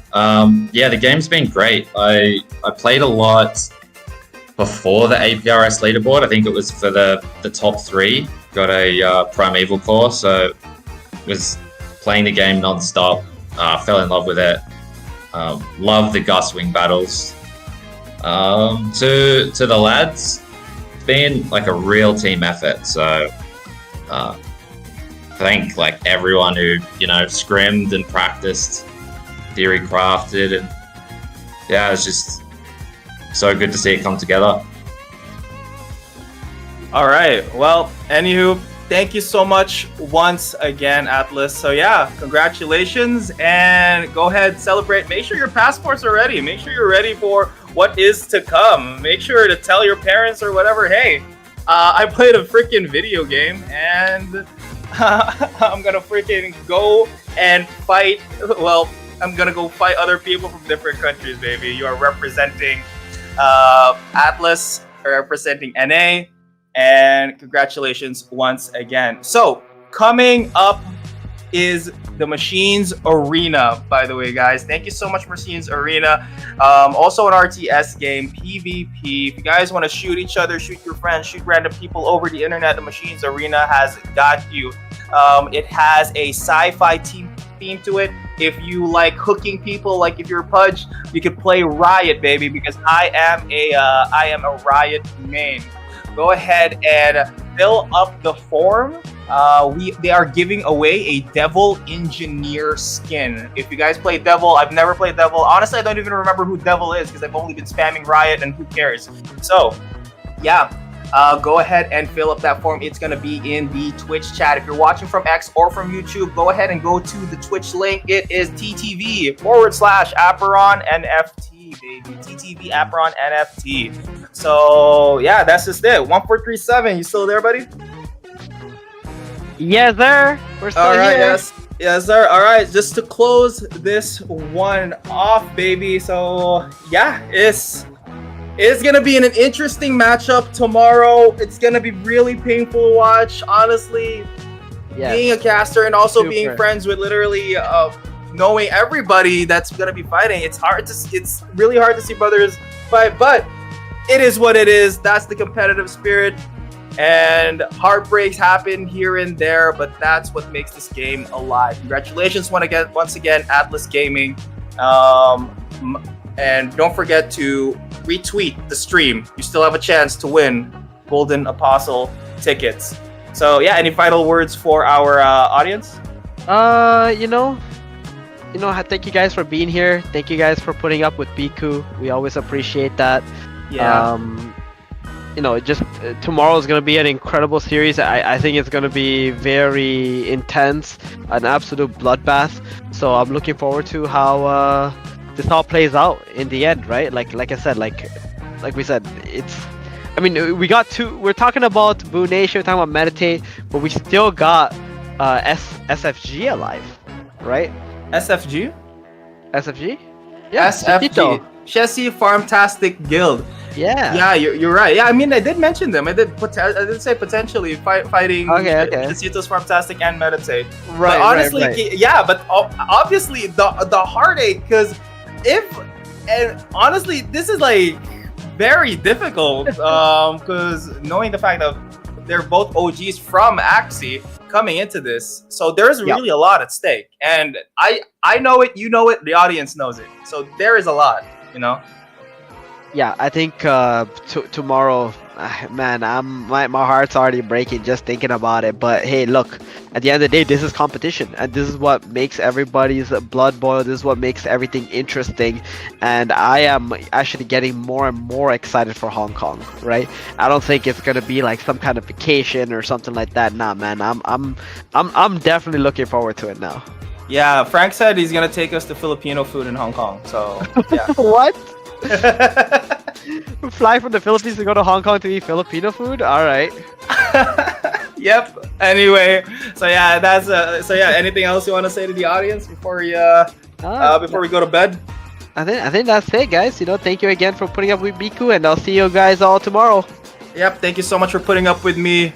I'm a yapper, but yeah, I'll see you guys tomorrow in the finals to see who the second ticket is gonna be for. Is it gonna be Shecito's awesome Farmtastic Guild? Is it gonna be BoodNation, or is it gonna be Meditate? There can only be one. And yeah, that's it for this day 2 of the stream. 80,000 freaking viewers at peak. Freaking insane. 80,000 people has to put up with my freaking voice. That is insane to think about. Have a good night to people in Southeast Asia. I don't know what time it is in NA, but yeah, you do you. Bye, guys. Have a great day. Okay, thanks. Bye.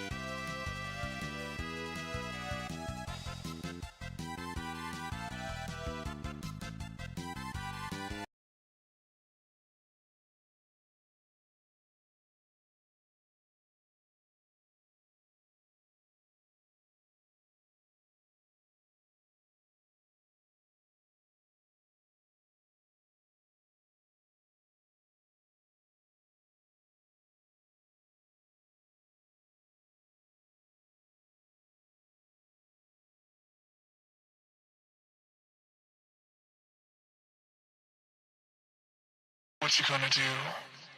You gonna come closer? You gonna stare forever? Do you wanna get to know me? What you gonna do? You gonna come closer? You gonna stare forever? Do you wanna get to know me? What you gonna do? You gonna come closer? You gonna stare forever? Do you wanna get to know me? Only free in the weekend. What's up? I'm that jigger nigga with a 6-0 figure. Walked up, sweet brown sugar with 6 figure. High five, count my figure, she can taste that dinner. Night drive, yeah, she figure itty bitty, kitty, let me get down with her. Out loud, hit a 16 on the 4-4, she hit the dance floor. I never miss this on the league, yeah, she wants more. 6 in the AM, we be fucking see the PM. Back shot on the BPM, got the RPG by the bank. That's that bounce, that's my thing. Tick tock, I think it's time to hit a good buck. She got me on my sentiment. Yeah, she freaky when she get down on my element. Don't start tripping when you even sipping. Don't get at me if it's smushy, then I with it. When I pull in, never stop till I'm finished. I come in like Rambo on the background like Mutombo. Yeah, she fun, do I like it tasty. Got a clear view, that's feisty. I need some J Kush, I might just ambush. Holla back now.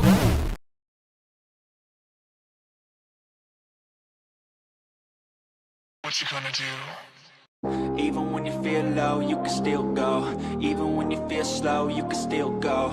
Even when there's no hope, you can still go. I never answer to no, man, I still go. Go, go, go, go, go, go, go, go, go, go, go, go, yeah, go, go, go. Hustle hard, hustle every single day. I'll be making moves till I'm buried in my grave. To the system, I don't wanna be a slave. I've been doing shit my way, or the highway. And in the driveway is a nice range. Cause I grind through the climb, I invite pain. You'll never hear me, bitch, nah, I don't complain. Just gotta flip the switch and you can go and up.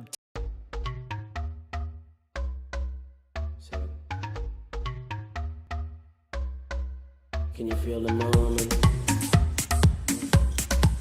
Can you feel the loving? She don't wanna hurt it.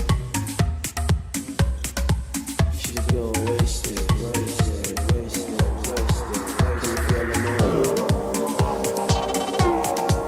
Can you feel the love? She don't wanna hurt it. Can you feel the moment? Can you feel the love? She don't wanna hurt it. She just go waste it, waste it.